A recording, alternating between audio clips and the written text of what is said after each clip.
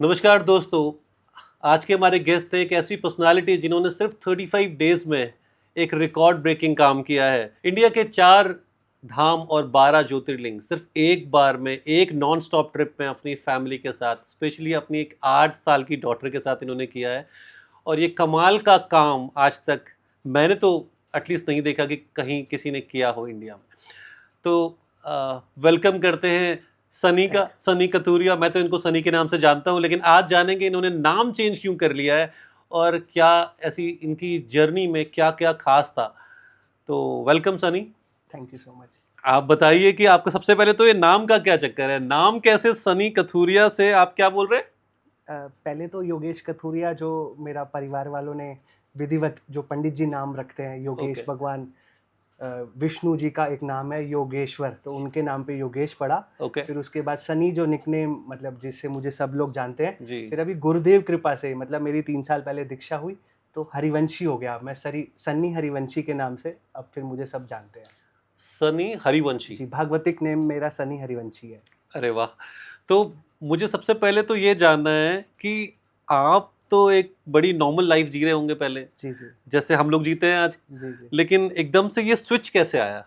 ये सब गुरु कृपा के कारण आ पाया। जैसे हम लोग वृंदावन तो काफ़ी समय से जा रहे हैं। हम तो वृंदावन तब से जा रहे हैं जब से वृंदावन में ना बिहारी जी के मंदिर में अगर बात करें तो बिल्कुल गर्भगृह तक जाने में कोई तकलीफ नहीं होती थी। गिनती चुनती के 10-20 लोग अंदर होते थे मंदिर के, और वृंदावन में तो ऐसा था बिल्कुल खाली, मतलब बिहारी जी तक ही हमारी गाड़ी चली जाती थी। और अभी तो कोरोना काल के बाद लाखों लोगों की भीड़ वहाँ जाने लग गई है। नहीं तो हम वृंदावन बहुत अब, लेकिन गुरुदेव से अभी मिलना हुआ। जैसे ही गुरुदेव जीवन में आए, उनका प्रवचन, उनका सत्संग, उनका मार्गदर्शन जीवन में आया, तो ये फिर विचार बदल गए। अब जैसे मैं पहले सब कुछ खाता पीता होता था, तो संसार घूमना मेरा लक्ष्य होता था। संसार में अलग अलग जगह जाओ, विदेशों में घूमो, party life, night life enjoy yes. करो, सब कुछ खाना पीना करो। लेकिन उसके बाद जब मैंने देखा कि यार ये सब तो मतलब आप एक काल के चक्र में फंस रहे हो।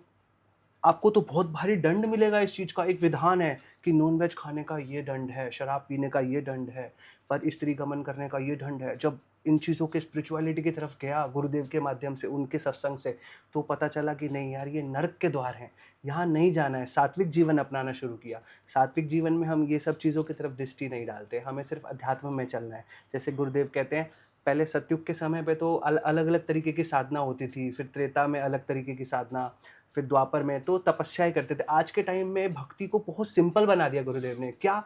सिर्फ राधा, राधा, राधा।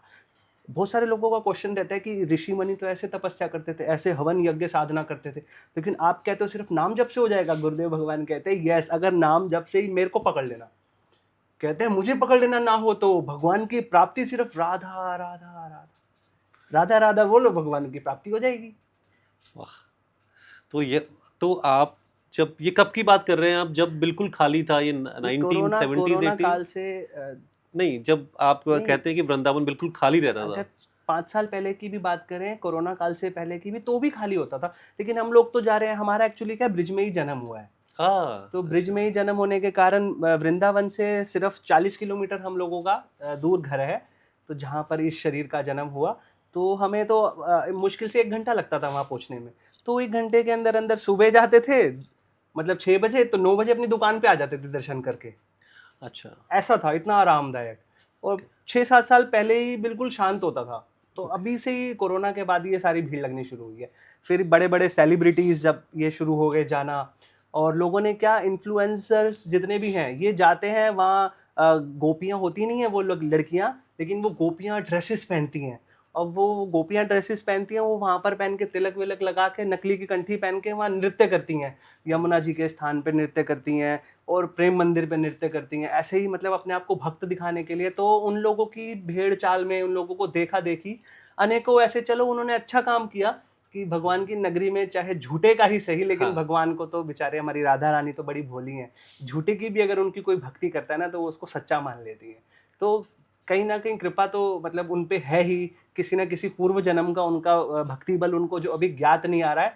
तो उनको एक दिन समझ आएगा कि नाटकबाजी करके नहीं, सच्ची में ये नृत्य करो भगवान के लिए। तो हम्म। सच्ची में जब वो करेंगे ना, तो उनको कृपा का अनुभव होगा, उनको अनुभव होगा कि वो क्या कर रही थी पहले, और अब उनके हृदय मतलब वो खुद मतलब एक दिन करके देखें, अगर सच्ची का बिना कैमरा ऑफ करके वो भगवान के लिए नृत्य करके देखे, तब उन्हें पता चल जाएगा कि क्या अंतर होता है।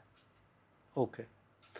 तो आप जब ये भक्ति आपने ज्वाइन किया उसके बाद आपको अपनी लाइफ में काफ़ी ट्रांसफॉर्मेशन करना पड़ा होगा, क्योंकि मैंने आपकी कुछ फ़ोटोज़ पहले देखी थी। जी, जी। आप किसी तो विदेशी ज़मीन पे कहीं यॉट के ऊपर बैठे हुए थे, पार्टी कर रहे थे। शैंपेन खोलता होता था। बिल्कुल, और एकदम से बिल्कुल ट्रांसफ़ॉर्म हो गए, और मैं आपकी अब वीडियो फ़ॉलो करता हूँ, आप बहुत प्रमोट करते हैं हमारे इंडियन कल्चर को, हर जगह लोगों को बताते हैं कि क्यों भक्ति करनी चाहिए, क्यों आपको ये नॉन-वेज या फिर ये सब नहीं सेवन करना चाहिए। तो क्या एकदम से ट्रांसफ़ॉर्मेशन करना कितना मुश्किल था आपके लिए? मेरे लिए बिल्कुल भी मुश्किल ये सफ़र नहीं रहा, क्योंकि हमारे गुरुदेव ने एक चीज़ कहा था कि आप जिस ट्रेन में अभी सवार हो ना, वो ट्रेन सीधा-सीधा निकुंज धाम पहुँचती है। मतलब निकुंज धाम जहाँ राधा रानी और श्री कृष्ण भगवान रास कर रहे हैं, नित्य। रास तो वृंदावन में भी कर रहे हैं, लेकिन निकुंज धाम वो है जहाँ आफ्टर मुक्ति, जहाँ मोक्ष प्राप्ति के बाद, मुक्ति पाने के बाद आपको भगवत धाम में रहना होता है।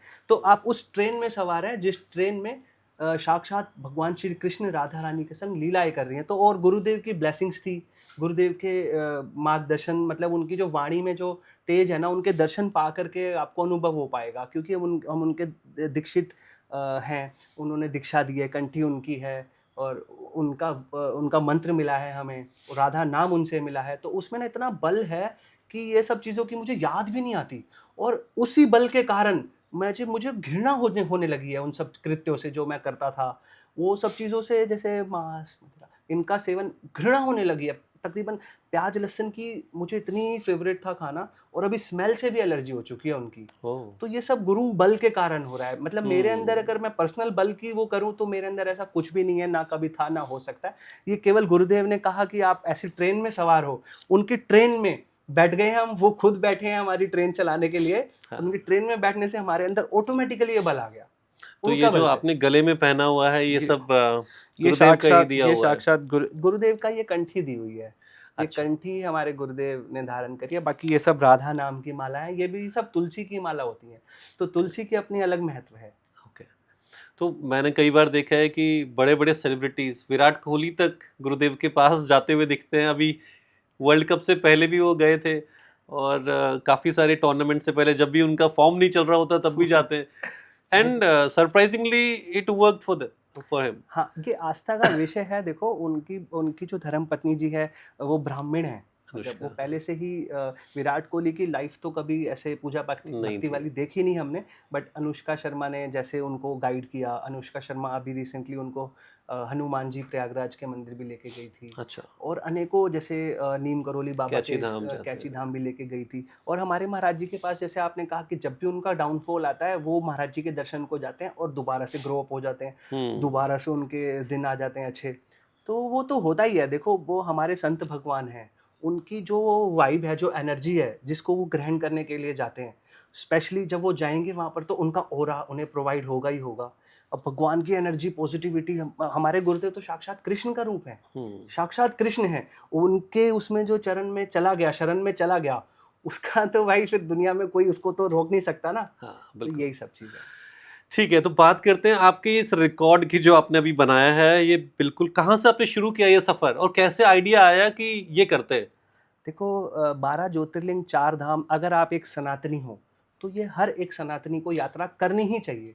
12 हुँ, ज्योतिर्लिंग 4 धाम के बाद 51 शक्तिपीठ भी हैं। और शक्तिपीठ तो जब आप ज्योतिर्लिंग के दर्शन करते हो ना, वो साथ-साथ में ही हो जाते हैं, और धामों के साथ-साथ में भी। लेकिन 12 ज्योतिर्लिंग 4 धाम ये एक हर सनातनी को करनी चाहिए। अगर आप एक सनातन धर्म के हैं, हिंदू हैं, तो यहीं से मुझे था कि नहीं, मुझे एक भागवतिक यात्रा तो अपनी, वैसे गुरुदेव ने कहा है कि आप राधा-राधा करोगे ना, इसी से आपका बेड़ा पार हो जाएगा। लेकिन फिर भी एक मन में इच्छा होती है कि नहीं, हमें ये 4 धाम 12 ज्योतिर्लिंग तो कम से कम इस शरीर से करवाने ही चाहिए।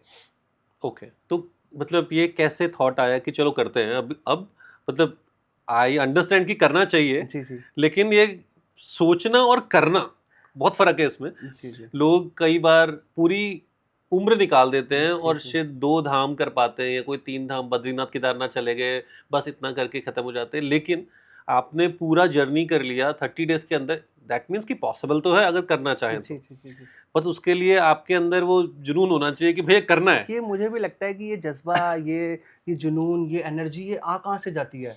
मेरे अंदर मुझे खुद अपने ऊपर आश्चर्यजनक महसूस हो जाता है कि इतनी मतलब फिर मैं सोचता हूँ यार ये जरूर गुरुदेव भगवान की कृपा से ही ये हाँ, मन के अंदर थॉट्स आना, ये भाव आना अलग अलग, क्योंकि कहते हैं ना बिन बुलावे के आप लोग पहुंच नहीं पाते हो। नहीं पहुँच तो पाते। अब जगन्नाथ, अब मैं आपको ऐसे ऐसे रहस्य बताऊंगा जहाँ जहाँ जा करके हमें हमारे साथ जो अनुभव हुआ, जो चीज़ें हमारे साथ हुई, तो सीधा सीधा डायरेक्टली बुलावा ही था हम लोगों को कि हम अब हमारे अंदर जो सरस्वती माता की थॉट्स आ जाती हैं, जो भगवान की कृपा आ जाती है, ये सब गुरु कृपा, संतों की कृपा, और ये सब हमारे पूर्व जन्म की भक्ति या माता पिता के आशीर्वाद से ही मुझे लगता है हमारे अंदर ये सोच आती है। अन्यथा हम अगर अपनी संगति जैसे रखेंगे, जैसे मतलब हमारे दोस्त यार जो हाँ, हैं, माँ बाप की रिस्पेक्ट करो मत, उनका आशीर्वाद लो मत, सत्संग सुनो मत, बुरी संगत में रहो, आपके अंदर ये थॉट्स आ ही नहीं सकते। नहीं आ सकते। जब आप भागवतिक मार्ग में चलोगे तो आपको भागवतिक चीजें ही खाली दिमाग में आएंगी कि बिल्कुल। इनके दर्शनों को चलो, वो बुलाते भी हैं हुँ, ऊपर से भगवान। राइट। तो सबसे पहले आप कहाँ गए? दिल्ली से? दिल्ली से सबसे पहले हम केदारनाथ बद्रीनाथ यात्रा को निकले, ओके। क्योंकि उस समय जैसे ही पट खुले हमने देखा कि अभी पट खुले हैं, भीड़ भी ज़्यादा नहीं है, बारिशों का मौसम भी नहीं है, हाँ, और रास्ते भी एकदम साफ़ होते हैं, बिल्कुल। वॉशरूम्स वगैरह जो पब्लिक होते हैं, मतलब सारी सुविधाएं आपको एकदम फ्रेश मिलती है। फ्रेश मिल तो ये आपका कब का टाइम था? कब की डेट थी? 3 तारीख को केदारनाथ के 3 पट मई, खुले, हाँ 3 मई को 3 मई, केदारनाथ के ओके, पट खुले, हम 3 तारीख को वहाँ थे, और 4 तारीख को बद्रीनाथ के पट खुले, तो हम 2 दिन के बाद 5 तारीख को हम बद्रीनाथ में थे ओके। तो नेक्स्ट डे। जब भी पट खुले, जितना जल्दी चले जाओ उतना हाँ, बेटर है। या तो पहले चले जाओ, या फिर अब जैसे जून जुलाई में बहुत ज़्यादा रेनफॉल हो रही है, हाँ, पहाड़ भी गिर रहे हैं और बहुत भीड़ भी जा रही है, यस। तो मुझे लगता है या तो बंद होने के टाइम पे, जैसे अक्टूबर में पट हाँ, बंद होते हैं हाँ, तब करने चाहिए दर्शन, या तो जैसे ही मई में खुले तब करने चाहिए तब दर्शन। करने चाहिए, ओके, उस समय आपको सारी चीज़ें, जैसे हेलीकॉप्टर से करना है, घोड़ों से करना है, पैदल करना है, सारी सुविधाएं आपको मिलती हैं। ओके। जी। तो बद्रीनाथ आप गए, फिर केदारनाथ गए, जी। यहाँ का एक्सपीरियंस कैसा था? बद्रीनाथ में तो सतयुग का धाम है, भगवान विष्णु वहाँ विराजमान है। तो ओके, वहाँ पर जाके तो जो एनर्जी, मतलब ऐसा लगा कि आप सतयुग धाम में चले गए हो। और वहाँ पर हमें ना एक नारद मुनि जैसे मुनि भी मिले, नारायण नारायण नारायण जाप कर रहे थे, मुझे तो लग रहा था वो सच में ही नारद मुनि है। अच्छा, ऐसा एक्सपीरियंस रहा। और अंदर जब हम विशेष रूप से जब हम गर्भगृह में भगवान के सामने थे, वहाँ भगवान विश्राम मुद्रा में विष्णु भगवान स्वयं विराजमान है। तो ऐसा लगा कि भगवान विष्णु ही सामने बैठे हैं, मतलब कोई हमें विग्रह नहीं लगा, कोई मूर्ति नहीं लगी, हमें लगा साक्षात भगवान ही बैठे। सतयुग का धाम है, सतयुग से वहाँ पे 2 लाख साल पहले जब सतयुग हुआ हाँ, करता, हाँ, तब से भगवान वहाँ विश्राम मुद्रा में। और वहाँ तो ऐसा मानते हैं कि कुत्ते नहीं भौंकते, क्योंकि भगवान विश्राम मुद्रा में हाँ, कुत्ते भौंकते हैं पर मंदिर में आवाजें नहीं जाती। बाहर हाँ, भौंकते होंगे, लेकिन बादल गरजते हैं लेकिन बादलों की आवाज नहीं आती। और ओह! बगल से नदियां बह रही हैं लेकिन नदियों की आवाज नहीं आती। जस्ट मंदिर से बाहर निकलो तो आपको सभी तरीके की आवाजें सुनने को मिल जाएंगी। आपको बादल के गरजने की आवाजें मिल जाएंगी, नदियों के उसकी वेव्स की आवाजें मिल जाएंगी, कुत्तों के भौंकने की। लेकिन अंदर आपको ऐसा नहीं कि अंदर शीशों से बंद है या कुछ है, सब ओपन है। तो हुँ, भी क्योंकि भगवान का वहाँ कुदरत का नियम चमत्कार, भगवान की कृपा ऐसी है कि वहाँ पे आपको किसी भी तरीके की वॉइस नहीं आती। वाह! इंटरेस्टिंग। तो बद्रीनाथ पहले गए, उसके पहले बाद आप केदारनाथ, पहले केदारनाथ में केदारनाथ? तो भगवान जो प्रकट हुए ना, तो ये पांडव जो थे ये स्वर्ग की यात्रा कर रहे थे। अच्छा, अब इन्होंने जैसे अपनों को तो मारा ही था, चाहे हाँ, भगवान के कहने पे हाँ, मारा, लेकिन कहीं ना कहीं भोले बाबा इनसे थोड़े रुष्ट थे। हाँ, तो अब बिना भोले बाबा के तो इनको भगवान की मतलब मोक्ष मिल नहीं रहा था। हुँ, भोले बाबा ही कान में, अगर जैसे काशी में भी एक महत्वपूर्ण बाद में बताऊंगा, तो भोले बाबा ही विष्णु का एक मंत्र सुनाते हैं जब जाके मोक्ष की प्राप्ति होती। तो ये भोले बाबा की तरफ जा रहे थे उनसे, तो वहाँ रुष्ट थे, फिर प्रार्थना करी, आराधना करी, बहुत तप किया, तब जाके भोले बाबा 12 ज्योतिर्लिंग में से एक केदारनाथ धाम में प्रकट हुए और इन सब पांडवों का उद्धार किया। वाह! तो केदारनाथ की ये महिमा है वहाँ तो। ऐसा। बिल्कुल। फिर बद्रीनाथ और केदारनाथ के बाद मैंने सुना है काफ़ी चलना पड़ता है वहाँ पे, तो आपने ये पैदल किया गाड़ी तो एक आपने अपनी कौन-सी कार में गए थे बाय द वे? मेरी कार, मैं तो अपनी कार का ही पूजन करने का मन कर रहा है कि ये 12 ज्योतिर्लिंग 4 धाम मुझे लेके हाँ, और साक्षात लेके आई है, तो सबसे पहले तो धन्यवाद मेरी कार का कार ही का ये बनता है, है। बिल्कुल। ये एक मेरी फॉर्च्यूनर है, तो अच्छा, उसी से ही मैंने ये पूरा यात्रा करी है। ओके, जी। ओके। तो ये बद्रीनाथ केदारनाथ का एक पॉइंट है जहाँ पे एंड में जहाँ आपने पे आपने पूछा कि भीड़ बहुत मिलती है, कठिन हाँ, बहुत है, हाँ, तो मैं आपको बताना चाहूँगा, ऐसे मैं भी बहुत डर रहा था। हाँ, लेकिन एक मन में एक विश्वास होता है कि नहीं यार, हमें तो भगवान ने बुलाया है, भोले बाबा स्वयं बुला रहे हैं, तो भोले बाबा अपने आप कराएँगे। अच्छा, अब वहाँ जा कर के सिस्टमैटिकली तरीके से जब हमने शुरू किया ना, तो लोगों को दूसरा दिन लगता है रात को नीचे उतरने में। हम सेम डे ऊपर चढ़े, दर्शन हुए वीवीआईपी बहुत अच्छे, और सेम डे ही रिटर्न आ गए। और वाह। जितनी ऑनलाइन वीडियोस आ रही हैं, टोकन लेना पड़ता है, घोड़े वाले नहीं मिलते हैं, एक्स्ट्रा चलना पड़ता है, ये सिरदर्दी वो सिरदर्दी, ये सब मुझे लगता है सोशल मीडिया पे खाली अपने व्यूज बढ़ाने के लिए ऐसे ही Okay. बोलते हैं। मुझे तो ऐसा किसी चीज का सामना करना नहीं पड़ा। अच्छा। मेरी तो फोटो वीडियो सब गंवाए, सेम डे चढ़ के सेम डे नीचे उतरा हूँ।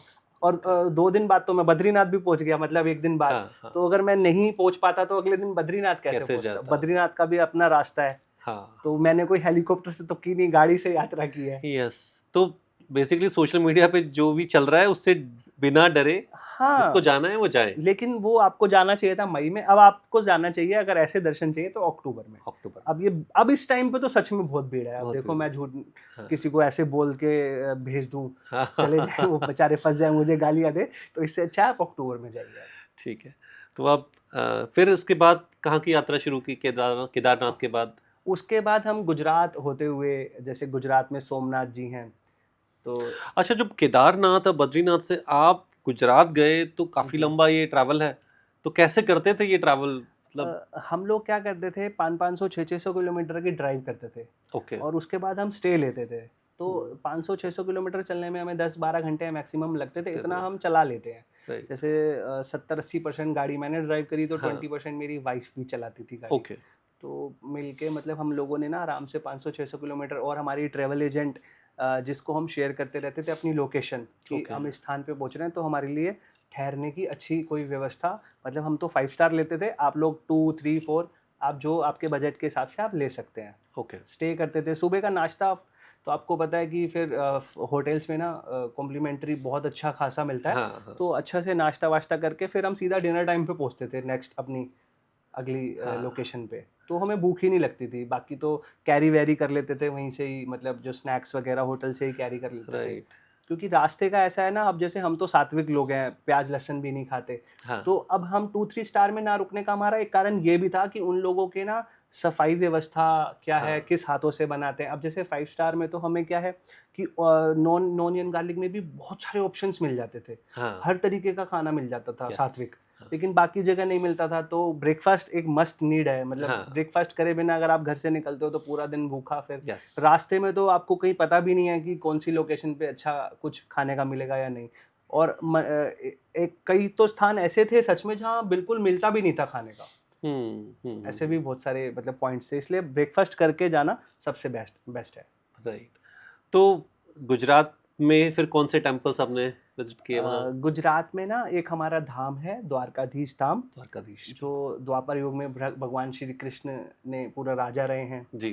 तो वो 100 साल वहाँ पे भगवान श्री कृष्ण राजा रहे हैं, राजाधिराज हाँ। उनको बोला जाता है वहाँ। Yes. द्वारकाधीश, सोने की नगरी उनकी पूरी थी। हाँ। विश्वकर्मा जी ने बनाई, पूरी निर्मित उनकी सोने की नगरी, जो समुद्र के बीच में उनकी थी वहाँ पे। अब तो वो डूब गई है, लेकिन अभी वहाँ पे वो पनडुब्बी से जो होता है ना पानी के हाँ, नीचे, जो हाँ। वो उससे स्टार्ट कर दिया है उनके दर्शन कराना। आप जिसको विश्वास नहीं है तो द्वारकाधीश के, जिसको भगवान में विश्वास नहीं है ना कि हाँ। भाई 5000-5500 साल पुरानी बात है, पुरानी तो बात आप है। वहाँ जाके पनडुब्बी लो। भैया मोदी जी भी गए थे, अच्छा। आपने देखा होगा, उन्होंने पूरा स्पर्श वगैरह किया उस नगरी को। उसके अवशेष, उसके सबूत आज भी द्वारकाधीश में नीचे समुद्र के नीचे आपको मिल जाते हैं। ओके। अब तो मंदिर दूसरी जगह बना दिया है, पूरा नया बना दिया, लेकिन मान्यता है भगवान श्री कृष्ण की पूरे विधिवत स्थापना करके वो विराजमान है। द्वापर युग के भगवान श्री कृष्ण द्वारकाधीश में आप दर्शन करते हो वहाँ पे। तो ये द्वारकाधीश इज अ ज्योतिर्लिंग या द्वारका फिर धाम या फिर मंदिर? हाँ, मैं आपको बता देता हूँ, जो ज्योतिर्लिंग है ये भगवान शिव को शिव के समर्पित है। समर्पित। जैसे अब शिवलिंग की बात करते हैं, तो शिवलिंग तो कोई भी स्थापना कर देता है। शिवलिंग को स्थापना करने पे मंत्रोच्चारण करके या विधिवत जैसे आप स्थापना करते हो, तो भगवान शिव का एक स्वरूप हो गया आपके पास। लेकिन ज्योतिर्लिंग क्या होता है? जहाँ शिव जी खुद प्रकट हुए हैं। हाँ। जिस स्थान पर एक ज्योत के रूप में शिव जी खुद प्रकट हुए हैं, वो ज्योतिर्लिंग है। ऐसे केवल 12 स्थान हैं भगवान शिव जहाँ से खुद प्रकट हुए हैं। सबकी अपनी अपनी एक लीला है, सबकी अपनी अपनी एक कथा है। तो जैसे हाँ, तो अब उसके बाद में हम गुजरात में सोमनाथ जी है। हाँ। सोमनाथ जी हमने भगवान शिव के वो ज्योतिर्लिंग है। अब धाम है, द्वारकाधीश एक धाम है। धाम और ज्योतिर्लिंग में क्या फर्क होता है? धाम जो होता है वो भगवान विष्णु, भगवान हरि, भगवान कृष्ण, ये एक है ना। हाँ। वैसे तो शिव और कृष्ण भी एक हैं, लेकिन हम लोगों ने जैसे उन्हें अलग अलग करने के लिए, तो भगवान विष्णु के 4 धाम आ जाते हैं और भगवान शिव के 12 ज्योतिर्लिंग आ जाते हैं। अब द्वारकाधीश में विष्णु के अवतार या कृष्ण के अवतार विष्णु, वो आप कुछ भी कह सकते हो क्योंकि पूर्ण स्वरूप है भगवान श्री कृष्ण। हाँ। तो इसलिए उनका जो धाम है द्वारकाधीश, वो विष्णु का धाम है, कृष्ण का धाम है। और वहीं पे ही विराजमान 12 ज्योतिर्लिंग में से एक सोमनाथ जी भी हैं। सोमनाथ जी की अगर मैं आपको बताऊं ना, तो मोहम्मद गजनबी ने उसको 12 बार तोड़ा, पूरी तरह नष्ट किया। मुगल थे, आक्रमण करते थे, हाँ। 12 बार नष्ट करने के बाद अब वहाँ का जो शिवलिंग था ना, मैं आपको बताता हूँ, शिवलिंग हवा में 4 फीट ऊपर ही रहते थे, उसके नीचे कोई बेस नहीं होता था, वो हवा में ही तैरते थे। ऐसे अद्भुत वहाँ के शिवलिंग, और उसको नष्ट कर दिया, तोड़ दिया। आज भी उनका एक छोटा स्वरूप वो दक्षिण भारत में एक हमारे श्री श्री रविशंकर जी को किसी ने दिया है उसका स्वरूप, और आज उसकी पुरातत्व विभाग ने पूरी खोज करी है, पता चला है कि ये वही जो 10,000 पुराने साल वाले शिवलिंग है, ये वही उसका ही अवशेष है। किस किस प्रकार उनको छुपा करके रखा होगा आप समझो। और उसकी स्थापना अब उसी शिवलिंग में, सोमनाथ शिवलिंग में दोबारा करने वाले हैं। और वहाँ पर तो एक चीज़ और है, जैसे 10,000 साल पहले एक स्तंभ बनाया वहाँ पे, सोमनाथ जी में एक स्तंभ बनाया जहाँ से समुद्र तट और जमीन, मतलब उसकी गैप, उसमें पूरा लिखा हुआ है कि यहाँ से इतनी दूरी पे कोई लैंड ही नहीं है, कोई जगह ही नहीं है। आप सोचो उस टाइम पे तो कोई स्केल भी नहीं होते थे, हाँ। कोई मेजरमेंट करने का कोई तरीका नहीं होता तरीका था, नहीं आज से 10,000 साल पहले। राइट। मतलब बहुत सारे तो धर्मों का जन्म भी नहीं हुआ था तब। नहीं हुआ था, बिल्कुल। अन्य अन्य हमारे देश में कई सारे धर्म हैं, जो कोई 600 साल पहले बना, कोई 1200 साल पहले बना, कोई 2000 साल पहले बना। आप सोचो 10,000 साल पहले तो हमारे यहाँ लिख दिया था हाँ। कि यहाँ से छोर ही नहीं है समुद्र का, मतलब कोई बीच में आइलैंड ही नहीं पड़ता, इतनी दूरी 10,000 किलोमीटर वहाँ से स्टेट, बिल्कुल। ऐसा मतलब लिखा जा चुका था उस समय पहले का। और वो पूरा लिखा हुआ है, वहाँ पे एक स्तंभ भी लगा रखा है कि ये डायरेक्शन में, राइट। वो सोमनाथ मंदिर में। तो बहुत ही अजब अजब गजब मतलब कथाएं हैं हमारे हर मंदिर की, भारत के। यस। तो गुजरात जब आप गए, आपने जो अपनी वहाँ पे जर्नी की, उसके बाद जी, वहाँ से कहाँ आप साउथ की तरफ गए? गुजरात अभी मैंने और भी दर्शन साथ में करे अच्छा, हैं। हाँ। गुजरात में एक नागेश्वर ज्योतिर्लिंग भी है। अच्छा, हाँ, नागों के ईश्वर नागेश्वर भगवान शिव, वो ओके। भी तो वहाँ 2 पे, ज्योतिर्लिंग गुजरात में वो ही है। 2 ज्योतिर्लिंग गुजरात में है। उसके अलावा भगवान ने जहाँ से अपना लीला समाप्त करके, श्री कृष्ण भगवान ने शरीर छोड़ा, जहाँ से वो आपने सुना होगा कि उनके पैर में तीर लग गया हाँ, था, हाँ। तो अपने वैकुंठ धाम चले गए, तो वो स्थान भी वहीं पे ही है। बालका तीर्थ उसको बोलते हैं। वो बालका तीर्थ के दर्शन करे। फिर एमपी में हमारे महाकाल, महाकाल, कालों यस। के काल महाकाल, वो तो उनके बड़ा अच्छा एक्सपीरियंस रहता है सभी का। मतलब वहाँ की तो वाइब अगर आप महसूस करें। वहाँ पे 2 आरतियाँ बड़ी फेमस हैं। एक हाँ, तो भस्म आरती। हाँ। भस्म आरती में जब आप उसमें आप सम्मिलित होंगे, बैठेंगे ना, आपको जो एनर्जी वहाँ से मिलेगी, यस, यस। आप जो पावर एक महसूस करेंगे, वो शब्दों में वर्णित नहीं कर पाऊंगा, लेकिन आपके अंदर ऐसा लगेगा पता नहीं कितने हाथियों का बल आ गया हो। कि कालों के काल महाकाल की आरती हो रही है भैया, आरती हो रही है, यस। भस्म आरती उनकी हो रही है वहाँ पे। और वहाँ जो साउंड, जो मतलब जो घंटियाँ बजती हैं, और जो हाँ। वो चीज़ें, वो आपको और ज़्यादा वो बूस्ट अप कर देती हैं। यस। भगवान की आरती में बैठना इतना सौभाग्यशाली काम है। मैं तो कहता हूँ संसार में हर एक सनातनी को महाकाल के दर्शन करके, 12 ज्योतिर्लिंग ही करो, लेकिन महाकाल के दर्शन करके मतलब आप जो आप पावर महसूस कर सकोगे, वो आपको करनी चाहिए। यस। ठीक है। तो हाँ, वहाँ तो काफ़ी मशहूर है एंड बहुत सारे लोग जाते हैं, और वहाँ की स्पेशल वो जो यज्ञ आरती जो भी बोलते हैं, जिसमें भस्म आरती। भस्म आरती, कई सारे जो वहाँ पे हमारे पंडित जी हैं जी, जो जी। बैठ के और साथ में करवाते हैं पूजा जी, सारी जी, जी। फैमिलीज को। जी, जी, जी, उसका जो एक्सपीरियंस है वो तो एक्सपीरियंस ही जी, एक जी, जी। एक ऐसा एक्सपीरियंस जो हर किसी को लेना चाहिए। जी, जी, बिल्कुल लेना चाहिए। इसके बाद आप कहाँ के इसके लिए? बाद 70-80 किलोमीटर आगे ही हमारे ओमकारेश्वर महादेव हैं। ओके। ओमकारेश्वर ज्योतिर्लिंग है। वहाँ पर मानते हैं कि भगवान शयन सोते हैं वहाँ पे। शयन करने भगवान शिव 12 ज्योतिर्लिंगों में से केवल उसी स्थान पे आते हैं। ओके। और माता पार्वती के साथ वो जब शयन करते हैं, वहाँ पर उनका प्रॉपर एक बेड लगाया जाता है। और बेड के ऊपर जैसे चौसर, महाभारत में चौसर खेलते थे ना, हाँ, शकुनी मामा हाँ, वगैरह ये यस। सब, तो वही चौसर भगवान शिव और माँ पार्वती वहाँ पर खेलते हैं। पूरा उसके दर्शन हमने किए, उसको स्पर्श किया, भगवान की आरती करने का बहुत कृपा सौभाग्य हमें प्राप्त हुआ। तो मानते हैं वहाँ पर एक ही ऐसा शिवलिंग है, ओमकारेश्वर, जहाँ से नदी स्पर्श करके जाती है। हाँ, नर्मदा नदी है। और जैसे बाकी सारी नदियाँ ऊपर से नीचे आती हैं, जैसे हाँ, गंगा नदी ग्लेशियर से नीचे की तरफ आ रही है, समुद्र की तरफ, बिल्कुल। और ये जो नर्मदा नदी है, ये नीचे से ऊपर की तरफ जाती है। ओह, विपरीत डायरेक्शन में बहती है। और जैसे गंगा नदी का तो सोर्स पता है सबको कि ये ग्लेशियर से निकलती है, हाँ ग्लेशियर्स पिघलते हैं, यमुना नदी भी ग्लेशियर्स पिघलते हैं निकलती है। हाँ लेकिन नर्मदा नदी का तो उद्गम ही नहीं पता चला अभी तक किसी को, क्योंकि जिस साइड से जबलपुर के जंगलों से ये निकलती है, हाँ। और इतनी विशाल नदी, इतनी मतलब रौद्र नदी, और इतना क्रिस्टल क्लियर वाटर। मैं कहता हूँ आप अगर वहाँ का पानी देख लोगे नीचे, वहाँ पे कहते हैं कि कण कण में शिव है वहाँ पे, अच्छा, वहाँ का कण कण शिवलिंग है। वहाँ के नर्मदा नदी से निकला हुआ प्रत्येक पत्थर शिवलिंग है, और एक एक पत्थर क्रिस्टल क्लियर वहाँ नदी में दिखाई देता है। स्नान की इतनी महत्वता है, जल ग्रहण की। नर्मदा नदी तो मतलब पतित पावन, स्नान करो वहाँ जाओ मतलब। और जो आप खुद सोचो, जिसका उल्टी दिशा में जो बह रही है, जिसका कोई ग्लेशियर का भी वो नहीं है, और जो मतलब उद्गम ही नहीं मिल पाया किसी भी साइंटिस्ट को, खोज में निकले कि कहाँ से इसका प्रकट्य कहाँ से हो रहा है, ओ, उद्गम है कहाँ से, यही नहीं पता चल पा तो रहा किसी आज को, तक ये कोई भी बता नहीं पाया है। कोई भी नहीं। और हजारों किलोमीटर की नदी ये दूरी तय करती है, विशाल नदी है पूरी। कमाल की बात है। कमाल की बात है। भारत में एक एक चीज ऐसे कमाल से कमाल की। बिछी हुई है, मतलब अगर आप जाओ, अनुभव करो, सुनो कथाएं, आपको लगता है कि प्राउड फील करोगे कि आप एक सनातन में जन्मे हो। हाँ भगवान ने आपको इधर उधर नहीं फेंका, मतलब अंग्रेज अंग्रेज नहीं बना दिया, या दूसरे हाँ, किसी धर्म में नहीं बना दिया। बिल्कुल तो ये बिल्कुल। आपको अनुभव जब ही होगा, जब जब आप इस बात की पुष्टि तभी कर पाओगे, जब आप ये सब स्थानों पर जाके वहाँ कथाएं सुनोगे। अन्यथा तो आपको पता ही नहीं, आप सनातनी बन के पैदा हो गए हो, आपको भाई कथा ही नहीं पता, ठीक है, आप जी रहे हो जिंदगी, एक एक घिसी पिटी लाइफ, एक घिसी पिटी लाइफ ही हो बिल्कुल गई। आप रूटीन लाइफ पैदा है। हुए, रूटीन लाइफ है, सब लोग भीड़ के पीछे दौड़ रहे हैं, आप भी दौड़ रहे हो। बिल्कुल, तो किसी को पता ही आप नहीं है कि सनातन की तरफ बढ़ ही नहीं रहे हो, भगवान की तरफ बढ़ ही नहीं रहे हो, तो भैया ये घिसी पिटी लाइफ ही बोलूंगा मैं तो इसको। बिल्कुल। अच्छा, मैं अभी रिसेंटली एक कोई इंटरव्यू देख रहा था, उस पे किसी ने ये कहा भी था कि हम आखिर ज़्यादा जीना चाहते क्यों हैं? हम्म, हमें ज़िंदगी चाहिए क्यों? तो लाइफ बेसिकली इसलिए चाहिए होती है कि हम वो फाइंड आउट कर सकें, फिगर आउट कर सकें कि इस ज़िंदगी का मतलब क्या था? हम्म, हम उस आध्यात्म तक पहुँच सकें, उस मोक्ष हम्म, तक पहुँच सकें। बट आजकल ये नहीं होता, आजकल ये होता है कि लाइफ लंबी चाहिए क्यों? मेरे अपने ग्रैंड पेरेंट्स की भी शादियाँ देख लें, उनके बच्चे देख लें, तो वो जो पर्पज़ है, हम्म। वो तो बिल्कुल अलग है। सारी चीजें देख लो, आप सब कुछ कर लो जिंदगी में।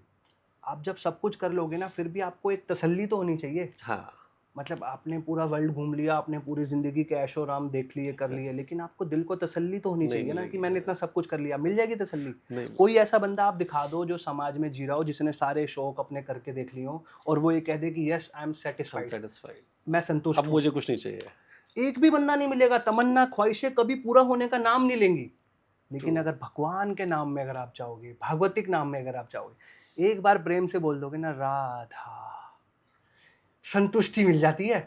वाह! फील करके देखना, समाज में दुनिया भर के करोड़ों रुपए खर्च कर लो, अपने ऊपर लगा लो, परिस्त्री गमन, शराब, जो भी कुछ कर लो, जितना भी जैसा भी आपको लगे ना, हाँ ये सब करने से सेटिस्फेक्शन मिल जाएगी, अगले दिन फिर वही करने का मन करेगा, सेटिस्फाई हो ही नहीं आप। हुँ, कहीं ना कहीं कोई कसर छूट जाएगी, कमी छूट जाएगी, कभी बिल्कुल। नहीं हो पाओगे। हुँ, भागवतिक मार्ग में ही केवल संतुष्टि है, अन्य किसी मार्ग में कोई आपको संतुष्टि है ही नहीं।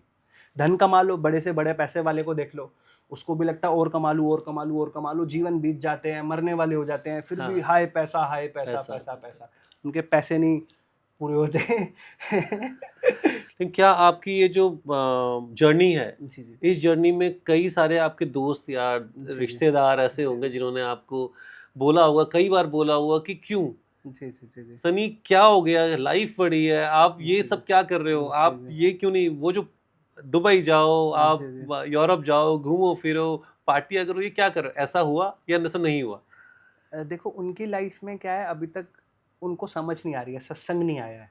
जो हुँ, ये मुझसे कहते हैं ना, तो उनकी लाइफ में ना सत्संग आए हैं, ना गुरुदेव आए हैं, ना उनकी लाइफ में भागवतिक अभी दोस्त यार आए हैं। तो ये सब हुँ, पूर्व जन्म की ही भक्ति होती है, जो आपकी छूट के आपको इस जन्म में पूरी करनी होती है। ये सब अच्छा, आपके पूर्व जन्म के ही प्रारब्ध हैं, जिनकी वजह से आपका डायरेक्शन चेंज हुई है। आप अपने बल से कर नहीं सकते हो। और दूसरा आपको बोल रहा है यार ये तू किस लाइन में आ गया, ये तू क्यों आ गया, तेरी हाँ, पूरी ज़िंदगी पड़ी है, फैमिली है, उसको अलग-अलग मौज मस्तियाँ करा। हाँ, ये सब तो मैं उनसे यही कहता हूँ कि अभी आप भागवतिक मार्ग में चले ही नहीं हो ना, इसलिए आपको हाँ, लगता है कि भागवतिक मार्ग सुख का मार्ग नहीं है। अन्य मार्ग सब सुख के, मतलब खुशी के, हैप्पीनेस के मार्ग हैं और ये तो दुख का मार्ग है। उनको ऐसा लगता है कि भगवतिक मार्ग तो दुख तकलीफों का मार्ग है। हाँ, वो तभी ऐसा बोलते हैं ना, हाँ, इस बिल्कुल। मार्ग में क्यों आया, मतलब हाँ, उसके उनके हिसाब से तो दुख ये दुख तकलीफों का का मार्ग मार्ग है है। और उनके हिसाब से तो सांसारिक ही खुशियों का मार्ग है। तो आप जब तक कहते हैं ना वो, जब तक आप वो लड्डू खाओगे नहीं, आपको पता कैसे चलेगा कि मीठा है कि नहीं है। तो ये एक सांसारिक मार्ग आप हो यहाँ पे, आपने वही चखा हुआ, उसी का टेस्ट आपको पता है। जब तक आप भगवतिक मार्ग में आओगे नहीं, आपको लगेगा कि यार ये मार्ग तो ठीक नहीं है, ये तो दुख का बिल्कुल। मार्ग है। अच्छा, कई बार मुझे लगता है कि कई बार ऐसा भी हो जाता है, ऐसा नहीं है कि हम लोग जाते नहीं हैं, या जी जी मतलब अगर मैं अपनी भी बात करूँ, तो मैंने भी ऑलमोस्ट जितने भी ये चलते हैं, जी जैसे जी हमारे कई सारे संस्थाएं हैं, जी जी आर्ट ऑफ लिविंग है, या फिर जी जी ब्रह्म कुमारीज है, या बहुत सारी अलग अलग संस्थाएं हैं, उन सब में जाके थोड़ा थोड़ा मैंने लर्न करने की कोशिश की। बट कहीं ना कहीं ये लगता है कि कुछ ना कुछ चीज़ें लॉजिक्स और साइंटिफिक तरीके से वो डिटैच हो जाती है वहाँ पे, और वहाँ पे हम्म। लगता है नहीं यार ये साइंटिफिक नहीं है, या फिर ये उतना ठीक देखो नहीं है। हम लोग क्या करते हैं, अलग अलग स्थानों पे जाते हैं। आज ये गुरु की बात सुन ली, कल वो गुरु की हाँ, बात सुन ली, हाँ, परसों इन गुरु की बात सुन ली, आज इनकी बात अच्छी लग गई, कल उनकी बात यस, अच्छी लग गई। तो हमारा माइंड क्या कहता है यार, और कल संसार की बात सुन ली। हाँ, तो अब जैसे 4 क्वेश्चनों के जवाब मिले, फिर संसार में चले गए, वहाँ 5-6 क्वेश्चन नए और आ गए, और फिर हम दोबारा गुरुदेव के पास कहाँ गए उनका जवाब लेने। हाँ, आप जिस जैसे आपने कहा आप आर्ट ऑफ लिविंग में जाते हो, आपके पहले 4 क्वेश्चन आए, वहाँ गए, आपको गए, आंसर मिल गए। हाँ, फिर आप बाद में दोबारा संसार की ज़िंदगी में आ गए, आपके फिर वहाँ 4 क्वेश्चन आ गए, उसका आंसर लेने आप गए ही नहीं। बिल्कुल, आंसर सब सब गुरु के पास है, सब आपको अलग-अलग, जैसे हमारे ना अलग-अलग डायरेक्शंस बनी हुई हैं। राइट, जैसे हमारे गौड़िया संप्रदाय हैं, हाँ, जैसे हम लोग हरिवंशी संप्रदाय हैं। हमारे इसमें सब में भगवान को नाम, जैसे उनमें बोलते हैं हरे कृष्णा मंत्र, हमारे में राधा हाँ, रानी ही सर्वस्व है, मतलब राधा यस, मंत्र महामंत्र है। तो हम पूरे सवालों के जवाब लेने के लिए एक जगह पे टिकते ही नहीं है। हाँ, हमें ये टिकना बहुत ज़रूरी है। हम बिल्कुल। भागते रहते हैं ना ज़िंदगी में, तो वो हमारी मिस्टेक हो जाती जैसे है। एक सवाल जो मैंने भी पूछा था, जी, जी। और वो क्या था कि देखिए गीता जो है वो लिखी गई, और गीता के करीब 5,000 साल या 10,000 साल बाद हमारे जो कथाएं होती हैं कृष्ण जी, जी जी। की, जी, जी। जो कृष्ण राधा की, या कृष्ण की और गोपियों की रासलीलाएं की जी, जी। कथाएं, या कृष्ण ने शादियां की 3,000 वो जी, वाली कथाएं, तो वो कथाएं, तो कहा जाता है कि यार वो जो गीता है वो तो सत्य है, और जी, जी। क्योंकि वो कथाएं उससे डिराइव होके बाद में लिखी गई हैं, वो जी, हो जी। सकता है कि वो सत्य ना हो। तो इस तरीके की जो कहानियाँ आती हैं, फिर जी। मन विचलित होता है कि यार क्या नहीं, ये सही है या सिर्फ़ कहानियाँ हैं? जो जो भागवत गीता है, श्रीमद् भागवत हाँ, गीता है, हाँ, वो भगवान श्री कृष्ण ने अर्जुन को उपदेश दिए हैं उपदेश दिया। महाभारत में। हाँ, वो है श्रीमद् भागवत गीता, जी, और एक श्रीमद् भागवत पुराण है।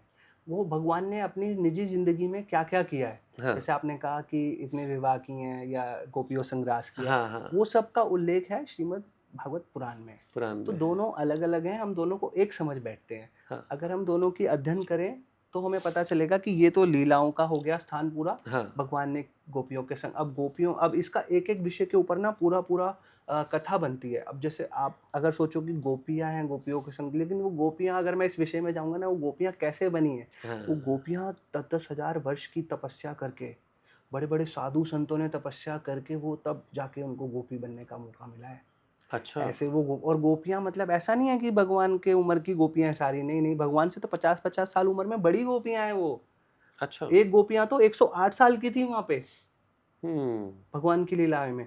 तो अब ये सब चीज़ें ना शॉर्ट में बताना हाँ, थोड़ा-सा ऐसा हो जाता है, यस, इसकी पूरी की पूरी कथा रहती है। कथा रहती है। आपको श्रीमद् भागवत गीता जो है वो अर्जुन को उपदेश वाली, और श्रीमद् भागवतम जो भगवान की, जो उन्होंने निजी जो हाँ, करी हैं गोपियों संग और राधा संग लीलाएँ हैं, और यस, अन्य माखन चोरी वाली हाँ, वगैरह-वगैरह, वस्त्र चोरी वाली, यस। तो ये सब आपको उसमें तो मिलती कई हैं। बार क्या होता है कि दूसरे धर्म जब हमारे धर्म की बातें करते हैं, तो श्री जी, जी। कृष्ण को एक मोहरा बना के उनकी लाइफ को सेक्सुअलाइज़ करते हैं। जी, जी। वो बोलते हैं कि नहीं, उनके भगवान ही ऐसे हैं जो इतनी सारी गोपियों के साथ या लड़कियों के साथ रासलीला करते थे। अब रास तो का मतलब ही उनको नहीं पता ना। नहीं पता है। यस, अब उनको रास का मतलब जब वो बुक्स पढ़ेंगे ना, जब हाँ, हमारे संतों से सुनेंगे, यस, अभी उनको रास का मतलब पता है कि रास मतलब जैसे वो किसी के साथ रोमांस करना रोमांस सोच रहे, करना। उनको रास का असली मतलब ही नहीं पता है। हाँ, चक्करिया और विवाह का तो इसमें इसलिए है, भगवान की 16,108 रानियाँ, 3,000 नहीं, आपने बोला अच्छा, 3-4 हाँ, हज़ार नहीं, 16,108 रानियाँ अच्छा, भगवान की, और उसकी भी एक पूरी अलग कथा है। और भगवान एक ही समय पे द्वारकाधीश के अंदर एक ही समय पे 16,008 रूपों में अलग अलग रानियों के साथ होते थे। क्या आप हो सकते हो? नहीं, वो तो भगवान है। भगवान है। वो भगवान है। हाँ, और बिल्कुल। हाँ। प्रत्येक रानी श्रीमती राधा रानी का ही एक अंश स्वरूप है। एक ही स्वरूप है सब रानियों का। ऐसा नहीं है कि वो रानी अलग है, वो रानी अलग है। माँ लक्ष्मी और राधा रानी में कोई भेद है? हम्म। रुक्मिणी और राधा रानी में कोई भेद है? किसी में कोई भेद नहीं है। जिस प्रकार भगवान एक है, अलग अलग रूपों में अलग अलग रानियों के साथ हैं, उसी प्रकार रानी भी एक है, वो अलग अलग रूपों में भगवान के साथ। हम तो जैसे अब सांसारिक जीवन में किसी ने 5-7 शादी कर ली, वो एक ही मनुष्य है ना, वो अलग अलग समय पे अलग अलग अपनी पत्नी के साथ जाएगा। हाँ, आज इसके साथ है तो उस समय पे हाँ, उसके हाँ, साथ। भगवान तो एक ही समय पे सबके साथ होते हैं। सबके साथ होता है, क्योंकि वो भगवान है। बिल्कुल। अब भगवान की लीलाओं को देखोगे तो हाँ, वैसा बनना, भगवान ने क्या किया, अगर ऐसा देखना है तो आप रामचरितमानस पढ़ो। उसमें भगवान ने मानव रूप में है ना। अब हाँ, भगवान श्री कृष्ण से तो भगवान ने क्या किया उसको देखो, वो उतारो नहीं। वो उतारोगे तो आप भगवान हो नहीं, उस चक्कर में आप गलत फंस जाओगे, गलत फंस नहीं जाएंगे। कर पाओगे आप वो जो हाँ, उन्होंने किया। तो बेसिकली कृष्ण जी क्यों फॉलो नहीं करना है? भगवान श्री कृष्ण तो अभी छोटे से थे, इतनी बड़ी राक्षसी पूतना को मार दिया था। आप मार सकते हो छोटे से में? हाँ, हाँ, बिल्कुल। भगवान श्री कृष्ण ने तो कई बड़े बड़े राक्षसों को मार दिए छोटे छोटे स्वरूपों में अपने। तो हाँ। क्या आप इतने बड़े होकर के आपसे 4 बंदे लड़ने आ जाए ना? भगवान की बिल्कुल। होड़ नहीं करो आप। हाँ, भगवान की पूजा करो, आराधना करो, उनकी लीलाओं में मस्त रहो। ठीक है। तो हम पहुंचे थे गुजरात के बाद महाकाल, और उसके बाद महाकाल, ओमकारेश्वर हमने दर्शन करे। उसके बाद जैसे हम थोड़ा सा ना रिलैक्सिंग भी कर रहे थे, हाँ, तो हम कर्नाटका हम्पी चले गए। ओके, अब हम्पी में एक स्थान ऐसा भी है जहाँ हनुमान जी का जन्म हुआ था। ओके। हनुमान जी का जन्म के साथ वहाँ पे वो मतलब यूनेस्को में आती है वो स्थान, हम्म। और वर्ल्ड हेरिटेज है। वहाँ पर अच्छा। आज से 1200 साल पहले जैसे हमारे यहाँ आपने देखा होगा मंगल बाजार वगैरह वगैरह हाँ। बाजार लगते हैं ना, सब्जियाँ बिका करती हैं। इस प्रकार के वहाँ बाजार में वहाँ पे सोना चांदी हीरे जवाहरात बिकते थे। वर्ल्ड की सबसे मतलब पैसों वाली जगह थी वो हम्पी। ओके। भगवान शिव का वहाँ पर वो रह गया है, मतलब उन्होंने वहाँ पे तपस्या की है, स्थान रहा है भगवान शिव का। हनुमान जी का जन्म स्थान रहा है वो। तो और इतनी सुंदरता, इतनी ब्यूटीफुल प्लेस है हम्पी। वहाँ पर ऐसे ऐसे मतलब चट्टानों में पत्थर हैं जो आपको लगेगा हनुमान जी ने खेल खेल के उछाल उछाल, मतलब छोटे छोटे नहीं, वो इतने बड़े बड़े पत्थर हैं कि 50-50 क्रेन मिलके एक पत्थर को नहीं उठा पाएगी। हम्म। और एक एक पत्थर के ऊपर एक पत्थर ऐसे पड़ा हुआ है कि आपको लगेगा दूर से अगर मैं पुश करूंगा तो गिर जाएगा, लेकिन क्रेनें, हजारों क्रेनें धक्का देने के बाद भी वो गिरेंगी नहीं। ओके। और पूरी की पूरी पहाड़ियां उसी ऐसे उस टाइप के पत्थरों से ऊपर ऊपर बनी हुई हैं, जो दिखने में दूर से लगेगा कि मैन मेड है, लेकिन भाई वो नेचुरल है सारी। नेचुरल है। तो बहुत ही अद्भुत जगह है। वहाँ रिवर है इतनी प्यारी, चारों तरफ से माउंटेन्स के बीच में। और वहाँ एक वो आजकल वो बोट भी नई तरीके की चली है, राउंड बोट है, उसमें वो बैठ के अद्भुत मतलब वो राइड वगैरह कराते हैं। और अंदर वो जाके छोटे छोटे ना आकृतियाँ बनी हुई है महादेव की, अनेकों शिवलिंग है वहाँ पे। ओके। आप शिवलिंग गिनोगे, 1 2 3 गिनती करोगे ना, हजारों। कितने हम्म। गिनोगे? इतने शिवलिंग वहाँ पत्थर पहाड़ों के बीच में जा के बने हुए हैं, अद्भुत। मतलब आप जाते रहो, दर्शन करते रहो, नेचर का ब्यूटीफुल का मजा लेते रहो, और मतलब भगवान के दर्शन करते रहो, और एकांत बिल्कुल। ओके। कोई जाता नहीं वहाँ, कोई कुछ नहीं, मतलब बिल्कुल रिलैक्सिंग। और लगेगा नेचर इतना ब्यूटीफुल, मतलब वहाँ पे रंग बिरंगे आपको सारी सीनरीज मिलेंगी ना, बहुत बहुत। हम्पी की बात है। हम्पी में एक जगह वो भी है। आप 50 के नोट पे जो फोटो देखते हैं ना, हाँ, हाँ, जो एक रथ आती है, हाँ। तो वो उसी प्लेस से ही फोटो ली हुई है। वो वाला रथ अभी भी वहाँ पे है, अच्छा। 50 के नोट पे है हाँ, वो। हाँ, हाँ। तो वहाँ पे गरुड़ जी का स्थान है, वो रथ है, तो वो आज भी वहाँ पे है। तो हम्पी पे कितने दिन रहे आप वहाँ? हम लोग सब जगह ना 1-1 2-2 दिन ही रहते थे, ओके। स्टे किया, 1-2 दिन रुके, पूरा अच्छे से घूमे। दर्शन है तो दर्शन करे भगवान के, नहीं तो घूमने की जगह है तो घूमे। हाँ, तो ऐसे अब जैसे डायरेक्टली हम सीधा दर्शन के लिए जाएंगे ना, तो कुछ मतलब एक वो नहीं होता, जैसे हाँ, रिलैक्स नहीं हो पाता। हाँ, तो बिल्कुल। हमें थोड़ा सा था कि कंफर्ट भी करना है, रहे, हाँ, रिलैक्सिंग भी करना है, थोड़ा घूमते हुए भगवान के दर्शन करने हैं। बिल्कुल। तो इसलिए हमने जैसे वहाँ पे हनुमान जी के दर्शन भी करे साथ में। अब हनुमान जी के दर्शनों के लिए ऊपर 5-6 किलोमीटर ऊपर कठिन चढ़ाई थी। हाँ। और उस स्थान पे जाके आपको लगेगा ही, पता है वैसे ही दिखने में चल जाएगा कि वहाँ एक तो लंगूर बंदर वगैरह बहुत सारे बंदर हैं, और वो कुछ जगह ऐसी सी है कि आपको लगेगा कि हाँ, हनुमान जी का जन्म हुआ ही यहीं होगा, देखने से अनुभव हो जाएगा। ओके। वो मतलब जगह ही इस तरीके की है। नेक्स्ट उसके बाद कहाँ गए? हम्पी के बाद हम उडुपी चले गए। और ये जो हम्पी तक का सफर है अभी तक, ये कितने दिन हो गए अभी तक? तकरीबन 8-10 दिन, हम 10-12 दिन हमें हम अभी हम्पी हो पहुंच गए हैं थे। पूरे हाँ। स्टार्ट किए हुए जर्नी को। हम्म। ठीक है, अब क्योंकि आगे चलते हैं। हाँ, इसके बाद हम उडुपी चले गए। तो उडुपी में भगवान श्री कृष्ण का मंदिर है, वहाँ पे 9 खिड़कियों से भगवान के दर्शन किए जाते हैं। हाँ। और वहाँ पर एक स्थान ऐसा है कि नीचे ना कोई पत्तल पे आप नहीं खाना खाते हो, डायरेक्ट फर्श पे आप खाना। वहाँ के सेंटिमेंट ऐसे हैं हाँ। कि जैसे आपको अपनी कोई विश पूरी करनी है, जैसे कई सारे लोगों को बेबी नहीं होते, कई सारे हाँ। लोगों को पैसों की ज़रूरत होती है, कई सारे लोग बीमार होते हैं, तो अलग अलग विशेष के साथ वहाँ आते हैं। और उनके सेंटिमेंट्स है कि नीचे फर्श पे बैठ के खाने से, हाथ से ऐसे, जैसे वीडियोस बनाई हैं मैंने, तो ऐसे ही खाते हैं, मतलब वो सेंटिमेंट। और 16 खिड़कियों से भगवान के दर्शन होते हैं, और हर खिड़की से अलग अलग आपको लगेंगे भगवान का स्वरूप। बहुत प्यारा अद्भुत विग्रह है भगवान श्री कृष्ण का वहाँ। और उडुपी बीच एरिया भी है, तो वहाँ पर आपको समुद्र का किनारे पे बहुत ही अच्छी वाइब भी आने वाली है, साथ में भगवान के भी दर्शन आपको हो जाते हैं। ओके। जी हाँ, उडुपी तो ये केरला और मैंगलोर के बीच में है आई हाँ, थिंक। उडुपी बहुत नाइस जगह है। हाँ, जी। तो नहीं, केरला नहीं, गोवा और आई थिंक उसके बीच में। कर्नाटका में है। मैंगलोर से आई थिंक 2-3 घंटे का हम लोग रास्ता है। हम्पी से जब गए थे तो हमें 6-7 घंटे की ड्राइव लगी थी ओके। उडुपी पहुंचने के लिए। वो तो आई थिंक पूरा ही रिलीजियस बेल्ट ही है, वो पूरी बेल्ट में ही आई थिंक मैंगलोर से लेके उडुपी तक पूरा भगवान के इतने मंदिर हाँ, हैं। अब भगवान श्री राम ने जब अपनी वनवास यात्रा पे थे ना, हाँ। तो उस समय हनुमान जी से पहली बार वो उसी स्थान पे मिले थे, हम्पी ओह। में।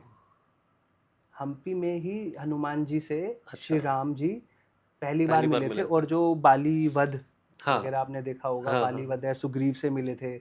हम्पी के जो है ना राजा थे बाली, पहले बाली राजा थे किष्किंधा। हाँ। किष्किंधा नगरी जो आपने यस। रामायण में देखा होगा, वो हाँ। किष्किंधा नगरी बाद में हम्पी बन गई। हम्पी बन गए। तो वो किष्किंधा नगरी है। सुग्रीव जी और जामन जी सब ये भगवान से पहली बार वहीं मिले थे। और हनुमान जी के विषय में तो मैं आपको बताता हूँ, हनुमान जी के 3 पिता हैं। ये एक अलग, मतलब मेरे को वहाँ पे जाके तो हमने तो सिर्फ पवन पुत्र हनुमान सुना है। पवन पवन पवन पुत्र सुना है आपने। और अब पवन पुत्र वो बने कैसे? उनके पिता तो केसरी थे। केसरी नंदन भी बोला जाता है।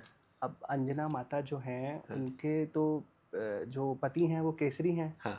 और वो शंकर स्वयं केसरी नंदन भी हैं। हाँ। शंकर भगवान भी हैं स्वयं वो। उनके पिता तो शंकर जी को भी हो गए फिर तो। हाँ। तो ये एक लीला ऐसे हुई कि भगवान श्री राम के साथ भगवान शिव को लीलाएं करनी थी। हाँ।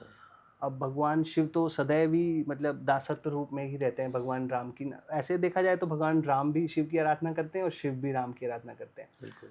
तो भगवान शिव को राम से लीलाएं करने के लिए भगवान को प्रकट होना पड़ता। बिल्कुल। तो उन्होंने हनुमान जी के रूप में, भगवान शिव का अगर गर्भ धारण कर सके तो पूरी दुनिया में अंजना माता ब्रह्मचारिणी थी। अब आप सोचो कि ब्रह्मचारिणी होते हुए संतान कैसे जन्म हुई। और ब्रह्मचारिणी थी, शादी होने के बाद भी ब्रह्मचारिणी थी। इतनी परम भक्ति भगवान शिव की, इतनी पूजा आराधना करती थी, जिसकी वजह से भगवान शिव ने अंजना माता को चुना। और पवन को तो छूने का सबको अधिकार है। हाँ।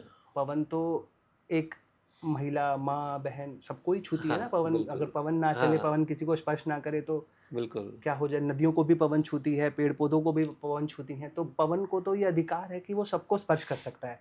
तो भगवान शिव ने पवन देव से विनती करी कि आप ऐसे ऐसे हाँ। मेरे उसको आप अंजना माता के घर में आप करो। तो अंजना माता एक बार को तो गुस्सा हो गई और पवन देव को ही अभिशाप और मतलब युद्ध करने ललकारने लगी। तो पवन देव ने विनती करी, माँ ऐसे मुझे आप उसमें मत लो, मैं तो मुझे छूने का तो हर किसी को अधिकार है। तो वो पवन देव का जो शिव से जो रूप अंजना माता के उसमें गया, वो इसलिए ही पवन देव पवन पुत्र कहा जाता है। और केसरी नंदन। हम्म। तो ऐसे ही 3 पिता हो गए हनुमान जी के। हनुमान जी पूरे दुनिया में इकलौते हैं जिनके 3 पिता हैं। बहुत बढ़िया। इसके बाद हम उडुपी के बाद कहाँ? उडुपी के बाद हम पद्मनाभम स्वामी टेम्पल गए। पद्मनाभम स्वामी टेम्पल ये आपका केरला में पड़ता है। और नियर त्रिवेंद्रम में पड़ता है। और यहाँ पे माना जाता है कि टोटल 7 दरवाजे हैं। हम्म 7 में से 6 दरवाजे तो अभी तक ओपन कर खोल दिए गए हैं, जिस कारण उसके अंदर इतना धन हीरे जवाहरात मिले Yeah. कि वो भारत का सबसे अमीर मंदिर बन गया। Oh. और अभी 7वां दरवाज़ा खुलना बाकी है, क्योंकि वहाँ पर इस तरीके से नागपाश वगैरह बने हुए हैं। तो इससे पता चलता है कि दुनिया के सबसे खतरनाक जो है ना सांप इसी के अंदर विराजमान है, जो इसकी रक्षा कर रहे हैं। और जिसको खोलने के लिए ऐसे मंत्रों का विधिवत पालन करना पड़ेगा, जो मंत्रों का विधिवत पालन करने के लिए हमारे यहाँ पर अभी तक वो मंत्रों की किताब ही हमें नहीं मिली है। Oh. हमारे तो सनातन में ऐसे ऐसे मंत्र हैं, गुप्त मंत्र हैं, जिनका विधिवत पालन करने के लिए वो हमें, तभी तो वो 7वां दरवाज़ा हम खोल नहीं पा रहे। नहीं तो आप सोचो, अगर हमने वो खोल दिया तो हम लोग अमेरिका जैसे तो 10 देश खुद ही बना लेंगे, इतना पैसा है वहाँ पे। हम्म इतना मतलब मैं मुंह से तो वो वर्ड भी फिगर भी नहीं कर पाऊंगा, इतने फिगरों में पैसा है वहाँ। और अरबों खरबों रुपया है वहाँ मैंने कहा कि कितने अमेरिका खरीद सकते हैं हम। पर। वाह। 7वें दरबार, वो उसकी विधि हमें नहीं पता, इसलिए वो दुनिया का सबसे अमीर मंदिर है। आप सोचोगे कि यार सबसे अमीर मंदिर तो तिरुपति बालाजी है, सबसे ज्यादा वो दान तिरुपति बालाजी इसलिए सबसे अमीर मंदिर है क्योंकि वहाँ सबसे ज्यादा दान आता है। हम लोग जैसे वहाँ हुंडियाँ बनी हुई हैं, इस तरीके की हुंडियाँ डमरू के आकार में ना, हाँ। वहाँ हुंडियाँ बनी हुई हैं। उस हुंडियों में लोग मेरे सामने कट्टों के कट्टे पलट रहे थे पैसों के। और कई गाड़ियाँ मेरे सामने, वो जैसे हमारे यहाँ एटीएम मशीनों के लिए गाड़ियाँ जाती है ना, पैकों के पैसा डालने वाली, ऐसे पैसा भर भर के जा रही थी वहाँ से। कई हुंडियाँ हैं, कई लोग अपने अपना पैसा वहाँ डाल रहे थे। तो जो दान आ रहा है उस रूप में तो सबसे अमीर मंदिर हो गया तिरुपति बालाजी। और जहाँ दान सिक्योर्ड है पहले से ही, वो मंदिर है पद्मनाभम स्वामी, जहाँ का 7वां दरवाजा मैंने बताया अभी तक खुला ही नहीं। वाह। और उसके बाद ये जर्नी कहाँ? पद्मनाभम मंदिर से हम सीधा कन्याकुमारी पहुंच गए, इंडिया का कोना, लास्ट पॉइंट। तो पद्मनाभम मंदिर से हम कन्याकुमारी पहुंचे। तो वहाँ जाकर के एक दिल को सुकून मिला कि यस, हमने यार एक सीधी लाइन तो मतलब पूरे इंडिया के माना गांव से लेके और कन्याकुमारी तक जो स्ट्रेट लाइन है, पूरी हमने पूरा रास्ता, मतलब तो ये करीब कितना किलोमीटर होता है? होता होगा 4-4.5 हजार किलोमीटर। हम तो थोड़ा घूम घूम के भी गए ना, तो हमारे को थोड़ा ज़्यादा लगा, सीधा तो इतना ही होता होगा। ओके जी जी। तो कन्याकुमारी में आपने दर्शन किए? कन्याकुमारी में तो एक टूरिस्ट स्पॉट है ना, वहाँ तो मतलब दर्शन का कोई ऐसा दर्शन के लिए है भी, लेकिन वो इट्स लाइक एक टूरिस्ट स्पॉट की एक आखिरी कोना है देश का। तो वहाँ जाकर के आपको लगता है कि हाँ यार, आप एक पॉइंट पे आ गए हो, मतलब कुछ आपने अचीव किया है। और देखो, हम ट्रेन से और फ्लाइट से तो गए नहीं, हम लोग गाड़ी चला के गए, पूरे रास्ते हमने भारत के नापे हैं, देखे हैं। और एक अचीवमेंट है, एक हमने हासिल किया, एक उपलब्धि हासिल की, वहाँ तक पहुँचना एक मतलब हमारे लिए। तो कोई ऐसा इवेंट था जब आपको लगा कि यार नहीं, बस अब थोड़ा रेस्ट कर लेते हैं या वापस चलते हैं क्योंकि बहुत ज़्यादा हो गया, या फिर वो एनर्जी बनी हुई थी पूरे ट्रिप में? वो एनर्जी बनी हुई थी क्योंकि सभी दर्शनों का एक मन के अंदर ना एक वो था, चाव था। हाँ। एक होता है ना कि आपको 12 ज्योतिर्लिंग 4 धाम करने निकले हो, तो जब तक आप वो करोगे नहीं तब तक, और जैसे ही आप घर आए आप ऐसे टूट गए, बिखर गए और सो गए और आपकी नींद ना खुले। और जब तक आप वहाँ ट्रैवल कर रहे हो तब तक आपके अंदर एनर्जी बनी हुई है। और जैसे ही आप घर आते हो तो आप थक के टूटे हो जाते हो। अब मतलब कि वो भगवान ही आपसे यात्रा करा रहे हैं ना। जब हम्पी में हनुमान जी के हम दर्शन कर रहे थे ना, उनकी माता जी से मैं हाथ जोड़ के विनती करके आया था कि माता रानी, उनकी हनुमान जी के अंजना माता से, कि आपके जो पुत्र हैं वो पवन पुत्र हैं, मतलब इतने विशाल और इतने मतलब बलवान, उनसे ज़्यादा शक्तिशाली तो पूरे विश्व ब्रह्मांड में कोई नहीं। तो अगर आपका एक उनका छोटा सा अंश भी मेरे साथ अगर मेरी यात्रा को सफल कराने में आप भेज दें। मैं उनसे विनती करके आया था, तो उन्होंने मेरी विनती मानी। तो हनुमान जी से सीधा कहेंगे तो वो एक बार को ना भी माने, लेकिन क्योंकि मैं उनकी माता से विनती करके आया था तो उनकी माता ने कहा ठीक है बच्चा। मुझे ऐसा लगा जब मैं, अब हम बीच में ना महाराष्ट्र हमने स्किप कर दिया, तो अभी मैं महाराष्ट्र के अंदर आ जाता हूँ। तो महाराष्ट्र में जब हम दर्शन कर रहे थे ना, महाराष्ट्र में 3 ज्योतिर्लिंग हैं, एक त्र्यंबकेश्वर नासिक में, और एक भीमाशंकर है पुणे के पास, और एक ग्रीनेश्वर है। तो आप त्र्यंबकेश्वर तो सिटी में ही है नासिक में, और ग्रीनेश्वर भी आप सिटी के पास ही हो, लेकिन आपको भीमाशंकर के लिए ना 60-70 किलोमीटर की हिल स्टेशन टाइप है, पहाड़ियाँ ऊपर चढ़ के जाना होता है। तो जब आप पहाड़ी के ऊपर चढ़ के जाते हो तो एक अलग, मतलब जैसे यहाँ पे मंसूरी वगैरह जाते हैं, धुंध वगैरह मिलती है ना, उस तरीके का पूरा वहाँ मौसम हो जाता है। और उस समय वहाँ पर रेन मतलब बारिशें इतनी तेज हो गई थी, वहाँ के लोग कह रहे थे कि मानसून पहले आ गया महाराष्ट्र में। हाँ, और मैंने कैसे अनुभव किया, पहली बार कि हनुमान जी मेरे साथ हैं, मैंने ज़िंदगी में पहली बार इतनी विशाल बिजली अपने आंखों के सामने। अपनी अपनी आंखों के सामने, इतनी विशाल बिजली, मतलब रात में दिन हो गया। ना बिजली कड़की, ना सिर्फ मैंने देखी गिरते हुए, अपनी आंखों के सामने बिजली वहां कड़कते हुए देख रहा हूँ, और मेरे रोंगटे सारे खड़े हैं, और मैं अपनी सुध में नहीं हूँ, और साक्षात हनुमान जी गाड़ी चला के लेके गए हैं वहां से हमें निकाल के। वहां मुझे अनुभव हुआ कि अंजना माता ने विनती स्वीकार की है, हनुमान जी साक्षात अब हमारे साथ हैं। और फिर मेरे अंदर ऐसा कॉन्फिडेंस आ गया कि अब तो मुझे, अब उसके बाद तो रात में भी कई बार ऐसा होता था, जैसे 3 बजे होटल पहुंचते थे, हाँ, यार पूरे दिन गाड़ी चलाई है, थक टूट जाते थे, 12 बजे के बाद एक दो चार झपकियां तो कॉमन सी बात है, आएगी ही आएगी। आएगी। अब उस समय जब झपकी आ गई, अब देख रहा हूँ पीछे बेटी भी सोई हुई है, धर्मपत्नी जी को भी झपकी आ गई, झपकी में गाड़ी चल गई और 8-10 किलोमीटर आगे आ गए। आँख खुली और भाई ये गाड़ी चला कौन रहा है, ये गाड़ी चला कौन रहा है? साक्षात हनुमान जी गाड़ी ड्राइव कर रहे होते थे उस टाइम। बीच में एक दो स्थान तो ऐसे आए कि पहाड़ गिर गया, पत्थर मतलब चट्टान गिर गई, या पेड़ आगे गिर गया, और कोई और बंदा आ गया हमें बताने कि आप ना इस रास्ते से आओ, आप हमारी गाड़ी के पीछे गाड़ी लगा लो, ये इकलौता रास्ता था, आप यहाँ से नहीं जा पाओगे। और उस पॉइंट पे नेविगेशन भी बंद हो चुका है, इंटरनेट ही नहीं चल रहा वहाँ पे, इंटरनेट ही नहीं चल रहा। अब आपको लैंग्वेज प्रॉब्लम है, आधे से ज्यादा लोगों को तो भाषा ही नहीं समझ आती वहाँ पे। अब फिर कोई बंदा आ जाता है, वो बोलता है कि आप मेरे गाड़ी के पीछे लगा लो, और हिंदी बोलनी आती है उसको। सोचो, अब हनुमान जी नहीं थे क्या वहाँ?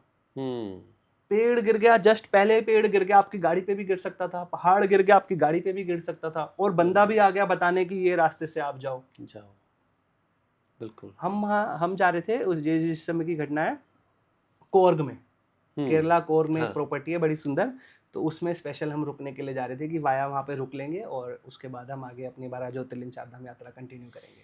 वाह, तो मतलब आपको पूरी यात्रा में बड़ा फील ये आती रही कि भगवान मेरे साथ चल रहे हैं, बिल्कुल, हर हमारी मदद जगह कर हर रहे हैं। क्षण मुझे तो ऐसा लगा, अभी तक मुझे ऐसा लगता है कि मेरे अंदर तो ना वो बल है, ना किसी में भी नहीं हो सकता। अगर कोई एक बंदा बोल दे कि 12,000 किलोमीटर उसने गाड़ी चला के 25-30 दिन में 35 दिन में यात्रा पूरी करनी है, मुझे तो एक बंदा सोशल मीडिया पे ऐसा नहीं मिला जो ये कह दे कि मैंने अकेले ने ये यात्रा की हुई है। एक बंदा नहीं मिला, मैंने पूरा सर्च किया। अगर आपको मिलता है तो मुझे भेज देना भाई कि किसी ने अकेले ने की हो।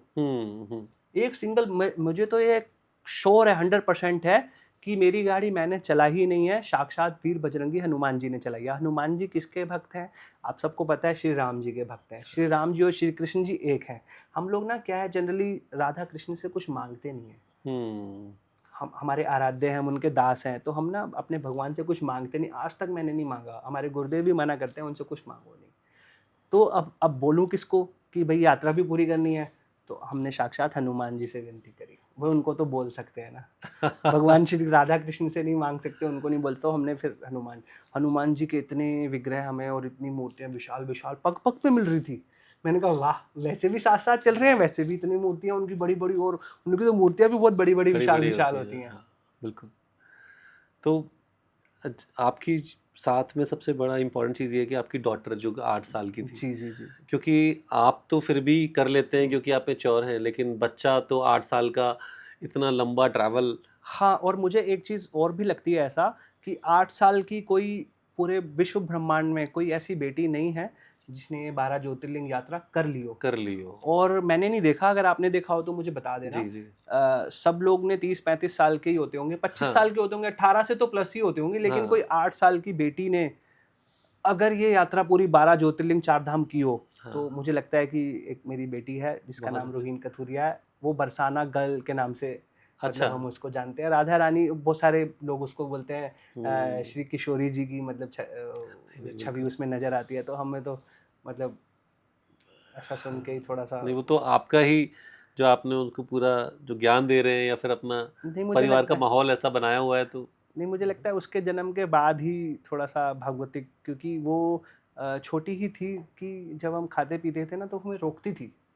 अच्छा। छोटे में ही रोकती थी कि पापा नहीं, है गलत है, गंदा है, इसको मत खाओ। और वो इतनी सात्विक है कि वो मतलब उसको पता चलता है ना, इस चिप्स में, छोटी सी बच्ची है 8 साल की, अगर उसको पता चलता है ना इस चिप्स में अनियन गार्लिक है, जैसे मसालों में ना अनियन गार्लिक होता है, लिखा होता है, अगर आप उसके उसमें पढ़ोगे ना पीछे बैक साइड पे, तो उसको पता चल गया, पढ़ के खाती है वो। जिस चिप्स के अंदर अगर उसको अनियन गार्लिक मिल गया, नहीं तो बच्चे छोड़ सकते हैं? नहीं छोड़ सकते बिल्कुल। बच्चों को तो मतलब ही नहीं कुछ होता भी इन चाहिए, चीज़ों का, हाँ। लेकिन उसको तो बिल्कुल वाह! खाना ही नहीं है। कोई भी उबली हुई दाल खाती है, फ्रूट्स खाती है, मतलब सात्विक खाएगी, और वो भी भगवान को भोग लगा के। ऐसा नहीं कि बिना भगवान को, मैंने कभी उसको नहीं देखा कि बिना भगवान को भोग। एक होता है कि आप भगवान के पास नहीं हो तो आप उसको हाथ जोड़ करके मन में प्रे करके भगवान को मानसिक रूप से हाँ। पवा के फिर खाती है, फिर पाती है वो। बहुत ही अच्छा है तो ये। ये संस्कार तो उससे हमें मिले हैं, हमने उसको नहीं दिया। ये सब संस्कार, और मुझे तो लगता है कि यात्रा उसकी करवाने के लिए हमें उसके साथ भेज दिया साथ भेजा हुआ है। भगवान ने। बहुत अच्छा। तो ये पूरी जर्नी हो गई हमारी, अब फिर वापस आ गए, कन्याकुमारी तक हम पहुंच गए थे। कन्याकुमारी तक पहुंच गए। कन्याकुमारी से वापसी आपने क्या ये पहले जब प्लान किया था, कुछ प्लान करके गए थे कि ऐसे ऐसे जाएंगे, या फिर बस चलते रहे? हाँ, ये एक बहुत अच्छी क्वेश्चन है। आपको ना एक मैप, गूगल मैप खोलोगे, गूगल मैप का प्रिंट आउट निकाल के आपको अपने पास रखना है। ओके। आपको पॉइंट टू पॉइंट उसमें गूगल मैप में ना सारे आपको दिख जाएंगे। आप लिखना 12 ज्योतिर्लिंग 4 धाम यात्रा इंडियन मैप। ओके। तो जब आप उसका प्रिंट आउट निकालेंगे, आपके सामने मैप आ गया, तो आप एक डायरेक्शन से चल पाएंगे कि ये कर लिए, ये कर लिए, ये कर लिए, ऐसे ऐसे, एक के पीछे एक के पीछे एक के पीछे एक सारा। ओके। आपको फिर उसमें तकलीफ नहीं होगी, दिक्कत नहीं होगी, हम्म। क्योंकि आप मैप के हिसाब से चल रहे हो। उसमें आपको किलोमीटर भी फिर आपने देख लिया कि इससे इसके दर्शन कितने किलोमीटर के गैप में है, कौन सी सिटी बीच में है, यस, तो आपको स्टे के लिए कैसे करना है, राइट। XYZ। मतलब आपको सबसे पहले आपको प्रिंट आउट ही निकालना है 12 ज्योतिर्लिंग 4 धाम मैप का। फिर आपको किलोमीटर की नॉलेज, सिटी की नॉलेज, वहाँ से डायरेक्शन की नॉलेज सब आपको मैप से ही आएगी। ओके, तो आपने भी पहले से ये प्री हाँ, प्लान किया हुआ था कि मैंने ये हमारा जाने का रूट है और ये हमारा आने का हाँ, रूट है। ऐसे करके हमें इस रूट पे जाना है और फिर वापस हमें उस रूट से आना है। तो फिर कन्याकुमारी के बाद फिर कन्याकुमारी के बाद हम रामेश्वरम जो कि पूरे भारत के अंदर ऐसा स्थान है जो धाम भी है और ज्योतिर्लिंग भी है। नहीं तो बाकी सारे के सारे 11 के 11 ज्योतिर्लिंग अलग अलग हैं, हाँ, और 4 के 4 धाम अलग अलग हैं। अलग-अलग है। लेकिन ये ऐसा है कि ये धाम भी है और ज्योतिर्लिंग भी है। यहाँ राम भगवान ने स्वयं शिवलिंग की स्थापना करी थी। राम हाँ, भगवान ने कब करी थी स्थापना? राम भगवान ने त्रेता युग में करी थी, जब वो रावण के लिए युद्ध करने के लिए निकले थे। निकले थे। और राम सेतु जो बना है वो रामेश्वरम से ही राम सेतु का नल नील, हाँ, जिनके द्वारा राम नाम का पत्थर फेंका गया। लिखा गया था। नल नील को ये वरदान था कि अगर वो जिस पत्थर को भी पानी में छोड़ेंगे ना, वो कभी डूब नहीं सकता। हाँ। और फिर राम लिखा हुआ पत्थर तो वैसे भी भवसागर से पार लगा देगा। तो भगवान शिव की आराधना भगवान राम ने ज्योतिर्लिंग के रूप में वहाँ पे की थी, इसलिए वो ज्योतिर्लिंग भी है और वो धाम भी है। धाम भी है। ओके, तो रामेश्वरम आप गए, वहाँ पे आपने रामेश्वरम हम गए, वहाँ पर एक तो मतलब हम लोगों को ना शिव जी कृपा से, गुरुदेव कृपा से, क्योंकि संतों की कृपा ही थी जिस कारण हमको ये सारे दर्शन प्राप्त हुए हैं। और संतों की कृपा से, शिव जी की कृपा से ना, हमें हर धाम में कोई ना कोई ऐसा एक निमित्त मिल जाता था जो हमें ना प्रोटोकॉल से और VVIP दर्शन, हमें इसकी नीड भी थी। इसकी नीड इसलिए थी क्योंकि हम ये सब बाय कार जर्नी कर रहे थे और हम लोग बहुत थके हुए आते थे। अगले दिन हमें सुबह 4 बजे उठ के, 5 बजे उठ के ऐसे दर्शन करने होते थे, तो हमें इसकी नीड भी थी। अब इसके बाद हम 10-10, 12-12 घंटे की लाइन में लग के फिर ड्राइव करना पॉसिबल नहीं था। इसलिए भगवान हमारे लिए स्पेशल एक ना कोई ऐसा रास्ता, कोई ना कोई ऐसा निमित्त बना के प्रोटोकॉल VIP का हमारे पास भेज देता था। पर आपने कुछ VIP प्रोटोकॉल के लिए किसी से फोन मैंने नहीं करवाया, अप्रोच कुछ नहीं करवाया? नहीं। जैसे होटल में हम गए तो होटल वालों ने सामने से पूछ लिया कि आप दर्शन करेंगे, कब करेंगे, ये एक नंबर है, ये आपको, आप इनसे बात कर लेंगे तो आपको अच्छा हो जाएगा। ऐसे करके हमें सामने से ही अपने आप ही मतलब अच्छा, मिल जाता था, ठीक है। भगवान की कृपा से। रामेश्वरम पहुंच गए, लेकिन जब दिल्ली से रामेश्वरम तक का इतना जर्नी है, घूम फिर के आप कहाँ से गए, रोड्स कैसी थी? रोड्स देखो, अगर एडवर्टीजमेंट में देखें, नितिन गडकरी के काम के बारे में बात करें तो लोगों को लगता है नितिन गडकरी तो इतना अच्छा नेता है, प्रधानमंत्री से भी बड़ा पद उसको मतलब लोगों ने दे दिया कि उसके काम को दे देते हैं, अप्रिशिएट करते हैं। लेकिन जो ग्राउंड लेवल पे, मैंने तो देखो, नितिन गडकरी ने तो शायद पूरी यात्रा नहीं करी होगी 12 ज्योतिर्लिंग 4 धाम, वो गाड़ी से नहीं गया होगा। गए होंगे, मेरे से बहुत बड़े, आई एम सॉरी, गया होगा बोल दिया, लेकिन उन्होंने तो शायद ये यात्रा पूरी नहीं करी होगी। लेकिन मैंने क्या है, प्रैक्टिकली की है। और मैंने क्या देखा, अब जैसे मैं दिल्ली से वडोदरा एक्सप्रेसवे हाईवे पे चढ़ा। वडोदरा एक्सप्रेसवे हाईवे पर चढ़ने के बाद 400 किलोमीटर सवाई माधोपुर तक ये रास्ता बिल्कुल चकाचक, और 6 लेन, 8 लेन, 10 लेन, पता नहीं, पूरी बड़ी बड़ी रोडें। लेकिन सवाई माधोपुर आने के बाद ये डाइवर्जन्स, बीच बीच में काम चल रहे हैं, टूट फूट, मतलब क्या है, अगर आप जैसे 600 किलोमीटर का रास्ता तय करते हो ना, तो हाँ। 600 में से 400 किलोमीटर तो बढ़िया होता है, हाँ। लेकिन 200 किलोमीटर आपकी हालत कमर टेढ़ी कर देगा। ओह! इतना खराब रास्ता होता है। अब नितिन गडकरी जी को तो शायद इनके जो लोग हैं ना, वो पूरा 600 किलोमीटर चलाते नहीं है। उनको हुँ। आगे आगे का जहाँ तक ये ठीक होता है 300 किलोमीटर चला देते हैं। हाँ। तो मैं आपके खिलाफ सिर्फ इसलिए ये बात बता रहा हूँ कि ये देश की सुविधाएं और उसका सवाल है, मतलब लोगों के हाँ, लिए ना थोड़ा सा मतलब ये बेसिक नेसेसिटी है। जैसे बेसिक नेसेसिटी है। अभी तक सारे लोगों ने ये बाय रोड यात्रा अपनी करी नहीं है। हाँ, जिन्होंने करी है वो अब जैसे सारे लोग क्या करते हैं, एक पॉइंट से एक पॉइंट तक ही जाते हैं। जैसे यहाँ से काशी जाएंगे, हाँ, तो काशी के आगे जगन्नाथपुरी तक थोड़ी ना कोई बाय रोड जाता है। हाँ, यहाँ से काशी अगर कोई गाड़ी पे चला गया, बिल्कुल। काशी तक तो रोड बहुत अच्छी है। हाँ, तो अब बिल्कुल। उसके आगे बीच में बिहार वाली जो कनेक्टिविटी रोड करती है पूरी पहुंचाने के लिए, जगन्नाथ उड़ीसा हाँ, पहुंचाने के लिए, तो वो बिहार वाली में कितने डाइवर्जन है, कितने टूट फूट है। तो ऐसे करके ना, मतलब अब यहाँ से मुंबई का रास्ता दिखने में तो, बोलने में तो पूरा एक्सप्रेसवे बना दिया, लेकिन हाँ, मुंबई से आने का 300 किलोमीटर अच्छा है आते वक्त, हाँ, और यहाँ से जाने का 300 किलोमीटर अच्छा है। हाँ, बीच का जो 500 किलोमीटर है हाँ। वो बिल्कुल अच्छा नहीं है। गडकरी साहब, आपको पूरा यात्रा करके देखना चाहिए।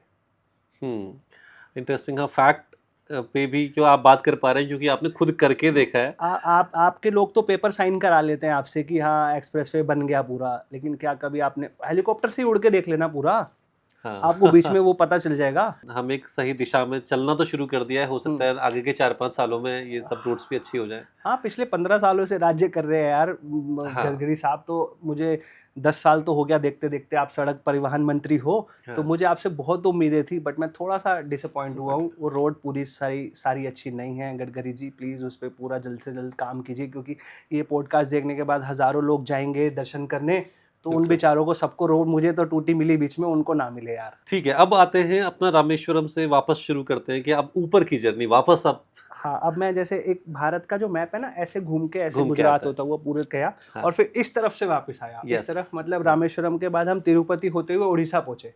ओके। तिरुपति का तो मैंने आपको बताया, दुनिया हाँ, का सबसे, वहाँ की ना क्या है कि 7 पहाड़ियाँ हैं। अच्छा, सातों की सातों पहाड़ियाँ उसी मंदिर के क्षेत्र में आती हैं।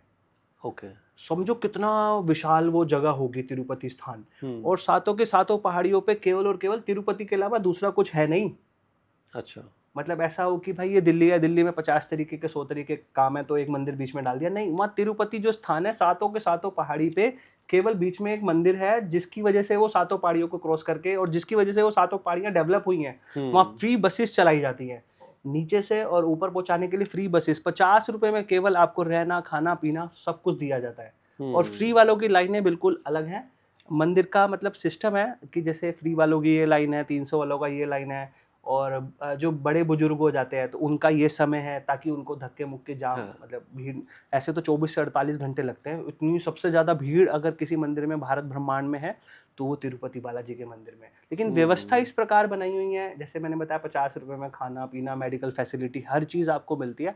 उसके अलावा जैसे, अब देखो, कहना नहीं चाहिए, लेकिन जितना ज़्यादा कोई पैसे डालता है ना, उसको उतना ज़्यादा मीठा गुड़ मिलता है। अब जैसे 11,000 रुपये के अंदर वहाँ पे एक दर्शनों का टाइम है, सुबह का 15 से 20 मिनट में दर्शन होते हैं, और गर्भगृह में भगवान के आगे तक आपको जाने का मौका मिलता है। तो हुँ, ये भी एक चीज़ है कि मुझे लगता है यार, दर्शन का अधिकार सबको है, पर वहाँ मैनेज कैसे होगा? लाखों लोग भी तो आते हैं डेली के, 5 बिल्कुल। लाख लोग वहाँ डेली दर्शन करते हैं। अगर सभी को अंदर तक जाने का, तो सब नहीं कर पाएंगे, इसलिए टाइम पीरियड है। अब सबको लगता है नहीं यार, दर्शनों का अधिकार सबका है, तो सबका है तो फिर अभी भी समझो आप 24 से 48 घंटे आपको लगते हैं फ्री वाले दर्शनों के लिए। अगर समझो वो वीआईपी उनकी लाइनें सब मिक्स कर दें, तो ये फिर 48 नहीं, ये मुझे लगता है 72 घंटे में भी दर्शन नहीं होंगे। 5 लाख लोगों को डेली दर्शन कराना, हाँ, अगर बिल्कुल एक ही लाइन में करके कराना है, अलग अलग लाइन से नहीं, तो क्या आप 72 घंटे कर सकते हो? तो एक चीज़ आप ये भी सोच रहे हो फिर उसके बिल्कुल। बाद। जो आपने बताया 11,000 की जो हो रही है, ये एक फैमिली के लिए है या एक पर पर्सन का कुछ कॉस्ट पर है? पर्सन का कॉस्ट है ये। ओह माय पर गॉड! पर्सन का कॉस्ट है ये। तो 8 साल से छोटा बच्चा उसमें फ्री होता है, उसका चार्ज नहीं होता। और मतलब कोई जैसे बड़े बुजुर्ग है तो उनकी टाइम अलग दिया गया, उसकी कोई चार्ज नहीं है। जैसे एक होता है ना हाँ, 60 प्लस जो हाँ, लोग तो हैं। उसके लिए नहीं है, और बच्चे का नहीं है। बाकी जो, ओके। और जो समर्थ लोग हैं जो कर सकते हैं, वो तो मतलब देते ही हैं, और उसके वो पैसा मंदिर के उसमें ही जाता है, हाँ, फैसिलिटीज़ में। जो लोग लाइन में लग के, या जो लोग 7 पहाड़ियों पे पैदल चढ़ के दर्शन करके, अच्छा पैदल चढ़ के आने वालों का अलग लाइन है। पैदल चल के आने के लिए 6 से 8 घंटे लगते हैं ऊपर चढ़ने में, 7 पहाड़ियों के बीच में से ना, बीच में रास्ता काटा हुआ है। अच्छा। बहुत ही मतलब एकदम यूनिक रास्ता है, पहाड़ियों के बीच में से आप पैदल चल के आओ। बहुत लोगों के सेंटिमेंट्स हैं, पैदल भी चल के आते हैं। हाँ। उनके लिए अलग लाइन है, उनको मात्र 1 घंटे में दर्शन हो जाते हैं। अच्छा। अब जो डायरेक्ट बस से आ जाते हैं उनकी लाइन है वो अलग, जो 24 घंटे वाली है ना। अच्छा। 5 लाख लोगों में हाँ डायरेक्ट बस से आ गए, फ्री बस से आ गए, जिनको फ्री खाना पीना रहना मिल गया, हाँ हाँ। तो वो लोग फ्री में, फिर मतलब फैसिलिटी भी मिली है तो लाइन भी है, वो वैसा वर्सा हो जाता है। ओके। लेकिन लोग अब उसको क्या वन साइड दिखाते हैं कि यार 24-48 घंटे बेचारा गरीब आदमी है तो दर्शन करके आ रहा है, कोई अमीर आदमी है तो उसको वीवीआईपी से दर्शन करा रहे हैं, तो इक्वालिटी नहीं है। तो फिर सारी चीज़ें मतलब आपको सारे पॉइंट्स कंसीडर भी करने होंगे कि उसको किस लिए है और इसको किस लिए है। किस लिए डिबेटेबल है, लेकिन ये व्यवस्था इस तरीके से चल रही है तो ठीक है, व्यवस्था चलनी चाहिए। जी जी। उसके बाद तिरुपति से के बाद हम जगन्नाथपुरी धाम आते हैं। जगन्नाथपुरी धाम में हमारे एक मित्र रहते हैं जिन्होंने हमारे लिए सारी प्रोटोकॉल व्यवस्था अच्छे से उचित ढंग से कराई हुई होती है। और वहाँ के मंदिर के पुजारी हमारे साथ होते हैं, वहाँ एक पुलिस वाला भी हमारे साथ होता है, ताकि हम किसी जाम वाम भीड़ में ना फंसें। डायरेक्ट हमारी व्यवस्था अच्छे से होती है।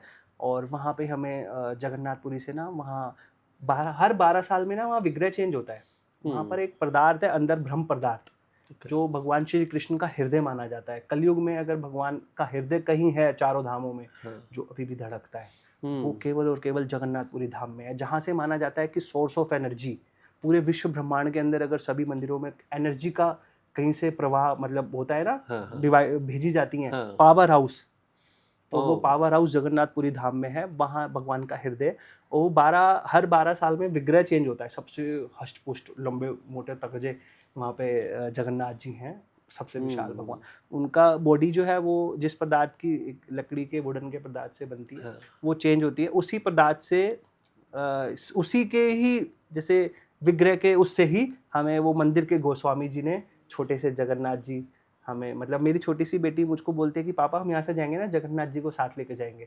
और हमें नहीं पता था कि वहाँ तो भगवान ने खुद ही हमारे लिए, हमारे पास आने के लिए व्यवस्था पहले से ही पुजारी जी के हृदय में डाल रखी है। पुजारी जी ने लेके हमारे लिए रखा हुआ था, मतलब उसी पदार्थ वाले, वो अंदर मंत्रोच्चारण करके विधिवत। और वहाँ रथ यात्रा आपने सुनी होगी, रथ यात्रा की लकड़ी भी दी हमें, वहाँ उसको खींचने वाली रस्सी भी दी। और ध्वजा, जो वहाँ नित्य ना ध्वजा चेंज होती है। भगवान की ध्वजा जिस दिन बताते हैं कि अगर चेंज नहीं होगी प्रलय आ जाएगी। और पुजारी, इतना ऊंचा मंदिर है वो, आप नीचे से देखोगे ना चक्कर आ जाएंगे। सोचो ऊपर चढ़ के ध्वजा चेंज करना कितना मुश्किल काम होगा। तो डेली वहाँ 108 तरीके की अलग अलग पूजा हैं। जैसे रसोई में किसी की पूजा लगी हुई है, कपड़े बदलने में किसी की पूजा लगी, तो ध्वज चेंज कराने के लिए भी एक पूजा है, जैसा वो गोस्वामी परिवार ही करता है। तो वो ध्वजा जो हमें प्राप्त हुई, हमें पूरी फैमिली को, तो मतलब बहुत भगवान की कृपा रही है, गुरुदेव की बहुत कृपा रही है। तो जगन्नाथ जी में भी बहुत मंगल दर्शन, बहुत अच्छे से सामने से हमने दर्शन प्राप्त किए हैं। बहुत अच्छा। उसके बाद नेक्स्ट स्टेप क्या था? उसके बाद हम सीधा काशी विश्वनाथ आ गए। काशी विश्वनाथ में मोक्ष की नगरी उसको कहा जाता है।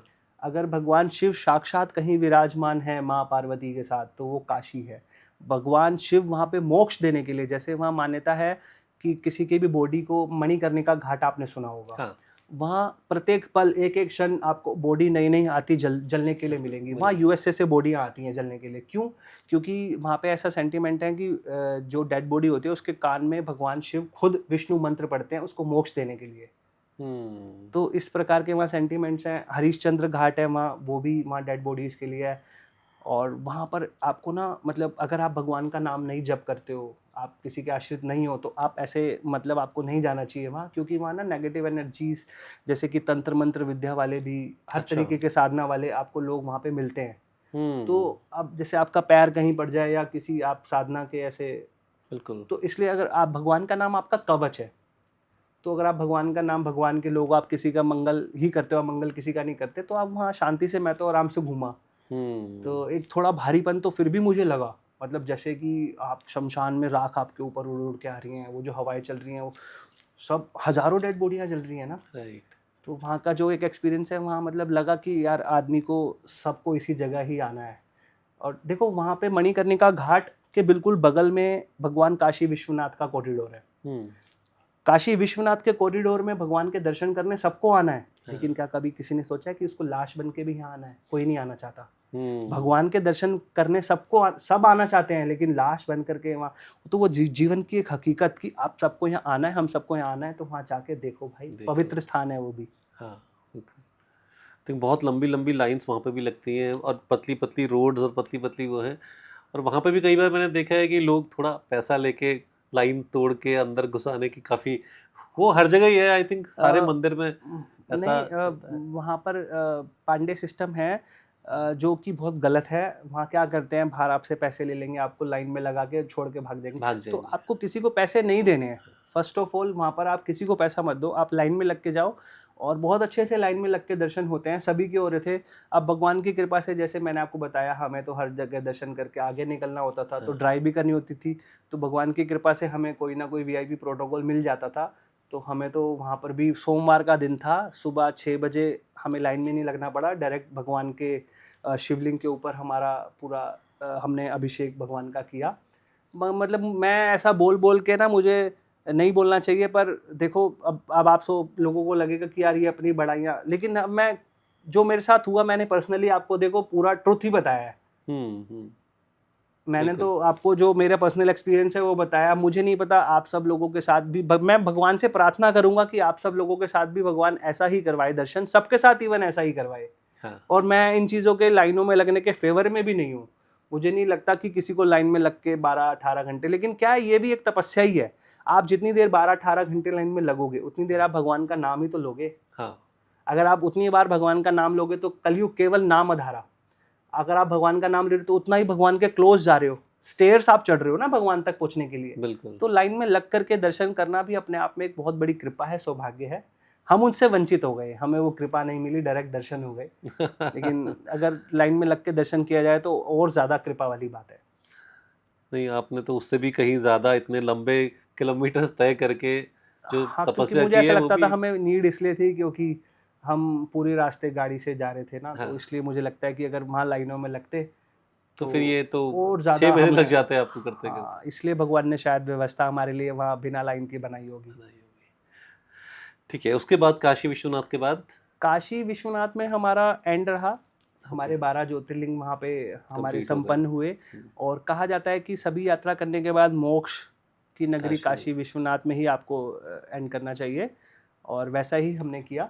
कई बार हम सुनते हैं कि वृंदावन में भी मोक्ष की प्राप्ति होती है। हाँ जी, तो आप बोल रहे हैं कि काशी में होती है, हाँ जी। तो ये क्या डिफरेंस है, क्या क्यों ये बोला जाता है कि वृंदावन में भी है या काशी में भी है? देखो, पहली बात तो साधना सब ना अलग अलग होती है। जैसे शिव के लोग अपनी अलग साधना करते हैं। हमारा जो वृंदावन का मार्ग है ना, ये साधना का मार्ग है ही नहीं, ये तो प्रेम का मार्ग है। हम्म, अब यहाँ पर कहते हैं कि मुक्ति, इतने सब लोगों को मुक्त करने वाली मुक्ति जब गोपाल के पास गई, भगवान श्री कृष्ण के पास गई, उससे बोली कि मेरी मुक्ति का तो उपाय बताओ, मैं तो, आपने तो मुझे सबको मुक्त करने के लिए छोड़ दिया, लेकिन मेरी मुक्ति का उपाय बताओ। भगवान श्री कृष्ण ने कहा, ब्रज रज उड़ मस्तक लगे तो मुक्ति मुक्त हो जाए। मतलब ब्रज रज, ब्रज की जो माटी अगर आपके उड़ के मस्तक पे भी लग जाती है ना, तो आपकी मुक्ति हो जाती है। हम्म, तो मुक्ति का तो सरल सबसे उपाय है वृंदावन धाम में। अगर आपको खाली कुछ भी ना करो, भजन भी मत करो, खाली खाओ पियो, अगर रहने का भी अवसर मिल जाए ना, तो आपको भगवान के धाम को प्राप्ति आपको आपके मरने के बाद हो जाएगी। ये तो निश्चित है। वृंदावन धाम प्रेम का धाम है, भगवान राधा कृष्ण की प्रेम नगरी है। तो वहाँ तो वो प्रेम की आराधना है, हम लोग प्रेम करते हैं ना उनसे, वो आपस में प्रेम करते हैं, हम उनसे प्रेम करते हैं। वहाँ तो प्रेम की प्रधानता है। बाकी सब जगह भक्ति की प्रधानता होती है, यज्ञ की प्रधानता होती है, लेकिन वृंदावन तो प्रेम की प्रधानता है। यहाँ मुक्ति के लिए जाते ही नहीं है। यहाँ के जो लोग हैं, रसिक लोग हैं, ये कहते हैं कि मुक्ति मिले ना मिले, मुक्ति चाहिए भी नहीं, लेकिन भगवान तेरा नाम मिलता रहे, भगवान वृंदावन मिलता रहे, बस हमें उनको वृंदावन चाहिए, उनको वैकुंठ चाहिए ही नहीं। वो वैकुंठ से भी ऊपर वृंदावन को मानते हैं, वहाँ साक्षात भगवान के नगरी में वो रहते हैं। बिल्कुल। तो ये चीज़ है, इसलिए काशी विश्वनाथ में मोक्ष का प्रधानता है, और वृंदावन धाम में तो मतलब मोक्ष चाहिए ही नहीं, धाम चाहिए सबको। जी, तो काशी के बाद सीधे दिल्ली आए। हाँ, बीच में हम हनुमान जी का आभार व्यक्त करने के लिए प्रयागराज गए। बड़े हनुमान जी, वहाँ लेटे हुए हनुमान जी एकमात्र हनुमान जी हैं पूरे विश्व में जिनकी लेटी हुई इतनी विशाल प्रतिमा है, और वहाँ साक्षात हनुमान जी विराजमान हैं। और त्रिवेणी घाट के ऊपर ही है बड़े। अभी विराट कोहली भी रिसेंटली वहाँ गया था, हाँ। आपने देखा होगा वीडियोस में। तो हनुमान जी को हम धन्यवाद करने गए कि ये पूरी यात्रा का श्रेय मतलब हम आपको देते हैं कि आपने ही ये पूरी मंगलमय सकुशल हमें पहुँचाया, तो आपकी वजह से हम ये यात्रा कर पाए, इसकी जी। वजह से हम हनुमान जी को धन्यवाद देने वहाँ गए। और फिर क्योंकि लाडली जी तो हमारे हृदय में ही बसती हैं, हाँ। और लाडली जी की कृपा से ही ये यात्रा हमने पूरी की। उसके बाद हम बरसाना आ गए और वहाँ पे भी दिव्य चमत्कार हुआ। मंदिर हम जैसे आ रहे थे रास्ते में, तो हमें नेविगेशन बता रहा था कि आप लोग 9:30 से पहले नहीं पहुँचोगे, और जबकि हमें पता है 9 बजे शयन आरती होके बंद हो जाता है। बंद हो जाता है। तो अब हम एक तो पहुँच गए वहाँ 9:45 ओह! इतनी जल्दी पहुँच गए, हनुमान जी गाड़ी उड़ाते हुए हमारी ले आए। उसके बाद में नीचे से ऊपर पर्वत पे चढ़ के जाने के लिए आपको 15-20 मिनट पैदल जाओगे। अब बाइक वाला तुरंत आ गया 9 बजे, अच्छा। बैठो बैठो भैया मंदिर बंद होने वाला है, जैसे श्री जी ने खुद भेजा हो। बाइकों पे बैठा के हमें, और बाहर से रोका नहीं किसी ने, डायरेक्ट मंदिर तक बाइक वाला ले गया हमें। अब बाइक वाला, और जैसे ही वहां पहुंचे 9:15 हो चुके थे। 9:15 बजे तो आरती होकर के मंदिर के पट बंद हो जाते हैं। लेकिन लाडली उस दिन इतनी प्यारी लग रही है, मतलब परसों रात्रि में मैंने वीडियोस टाइम वाइम डाल के इतनी प्यारी हमारी लाडली जो लग रही हैं। उन्होंने मानो तैयार होने में गोस्वामी जी से नखरे करे हो, देर लगा दी हो, क्योंकि हमारे साथ में जगन्नाथ जी का विग्रह था ना। तो लाडली जी को ये होगा कि जगन्नाथ जी को दर्शन देने हैं। उसके कारण अगर मंदिर पट बंद हो जाता तो जगन्नाथ जी दर्शन कैसे करते लाडली जी का। इसके कारण लाडली जी ने तैयार होने में 9:20 पे आरती शुरू हुई हमारे पहुंचने के बाद। इतनी कृपा भगवान की, मतलब मैं तो गदगद हो गया, मतलब पा करके ना। तो विश्वास नहीं हो रहा कि मुझ जैसे अधम पापी जीव को इतनी कृपा भगवान दे सकते हैं। समझो जो बेचारे संत लोग होते होंगे उनको कितनी कृपा मिलती होगी भगवान की। हम तो भक्ति का भ भी अभी तक नहीं करते, जो पूरी भक्ति में डूबे हैं, निरंतर रस में डूबे हैं, जो नाम में डूबे हैं, उन लोगों को कितना मतलब कृपा मिलती होगी। तो इसलिए मैं कहता हूँ कि भक्ति ही सर्वश्रेष्ठ मार्ग है। भक्ति में चलोगे तो कृपा का अनुभव होगा, और ऐसी ऐसी कृपा आपको मन में आपको फील होंगी ना, आप कहोगे कि यस, एक संतुष्टि भरी चीज़ें होती हैं ये कि हाँ। तो कई बार जैसे हम बात करते हैं, लोगों ने कई पाप किए होते हैं, सिंस में होते हैं, कई बुरे उसमें होते हैं, वो भी अगर वापस आ जाएं तो अपने सारी चीज़ें कवर कर देखो सकते हैं। भगवान ने एक चीज़ बोली हुई है कि अगर आप पाप करते रहोगे वापस अपने घर नहीं आओगे। एक तो होता है कि आप पाप करते करते भगवान के मंदिर मत्था टेकते हो, भगवान को बोलते हो मैं कल से पाप नहीं करूंगा, दोबारा उसी रास्ते पे चले जाते हो। उसका तो भाई डबल ट्रिपल दंड भुगतना पड़ेगा आपको। आप गंगा माँ में नहा के सोचो आपके सारे पापों की प्रायश्चित हो गए और आप फिर दोबारा उसी रास्ते पे चले जाओ, उसका डबल ट्रिपल भुगतना पड़ेगा। वहां से अगर आप भगवान से ये कहते हो कि मैं आगे से नहीं करूंगा और सही सच्चे रास्ते पे ही चलूंगा, तब भगवान क्या करते हैं, अब तेरे पीछे के सारे मैं नष्ट करूंगा। आप तू जैसे जैसे मेरा नाम लेता जाएगा, जैसे जैसे मेरे मार्ग में आगे बढ़ता जाएगा, तेरे पीछे के पाप में सारे मैं नष्ट करूंगा। ये भगवान ने स्वयं कहा है। तो अब आपको क्या करना है, वापस अधर्म के मार्ग पे नहीं जाना है। ये चीज़ है। ठीक है, चलिए, बहुत ही अच्छा ये जर्नी थी आपकी और आपने कमाल की बातें बताई। आई होप ये हम हमारे जितने भी ऑडियंस हैं उन सबको हेल्प करेंगी। गुरुदेव से जो सीखा बस थोड़ा बहुत अभी आता है। और ये गुरुदेव तो सच में काफ़ी चमत्कारी हैं, जिसमें विराट कोहली से लेके बड़े बड़े सेलिब्रिटीज़ तक सभी पहुंच रहे हैं। और आपको तो साक्षात उन्होंने अपनी कंठमाला भी दी है। तो ज़रूर आपके, मतलब मुझे नहीं पता कि आपको किस चीज़ की चाह होगी, क्योंकि आप उस पैसे और इन सब से तो दूर आ गए। भक्ति में शायद कुछ और होता होगा। तो नहीं देखो, हमारे गुरुदेव कहते हैं कि संसार में ही रहो, आपको साधु नहीं बनना है। क्योंकि देखो संसार में भगवान की प्राप्ति का ना सबसे सरल मार्ग है और सबसे जल्दी मिलने का रास्ता है सांसारिक मार्ग में।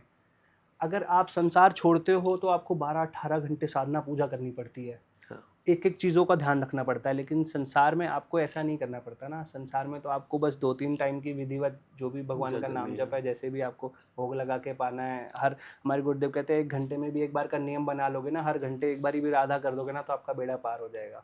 तो बहुत महिमा है। संसार में आपको भगवान जल्दी मिलते हैं, बजाय आप साधु के वेश में आकर के। साधु के वेश में तो बहुत नियम रेगुलेशंस हो जाते हैं। संसारिक की अगर बात करें तो कंपेयर में संसारिक ही ज़्यादा बेटर है। वो अपने बाकी सब काम करते हुए धर्म के काम, आचरण बस पवित्र और धर्म के करो। अगर आप धर्म और पवित्र आचरण से चलते हो तो भगवत प्राप्ति आपकी, भगवान के गुरुदेव के जो विधि है, नाम जप वगैरह जो उनका मंत्र है और जैसे सेवा पद्धति है, उसमें ज़्यादा समय नहीं लगता। वो करके अगर आप अपना जीवन यापन, पैसे खूब कमाओ, किसी ने मना नहीं किया आपको पैसा कमाने से, खूब पैसा कमाओ, लेकिन उसको सांसारिक जैसे गलत जगह पे उड़ाने की जगह भगवतिक जगह इन्वेस्ट कर दो, संतों में दे दो, सेवा में दे दो, मतलब लोगों का अच्छा करो। हाँ, जैसे जिसको जरूरत है, असहाय है, निर्धन है, उनकी हेल्प में पैसा लगा दो, वहाँ पे आपको एक खुशी भी मिलती है। संसार में पैसा खर्च करके नहीं कुछ भी हासिल हो, कुछ भी हासिल है। ये चीज़ है। ठीक है, तो आज का हम ये पॉडकास्ट यहीं पे ख़त्म करते हैं। थैंक यू सो और मच। बहुत ही शानदार जर्नी थी। Thank you. इंडिया में आई डोंट थिंक किसी ने ऐसा किया है आज तक।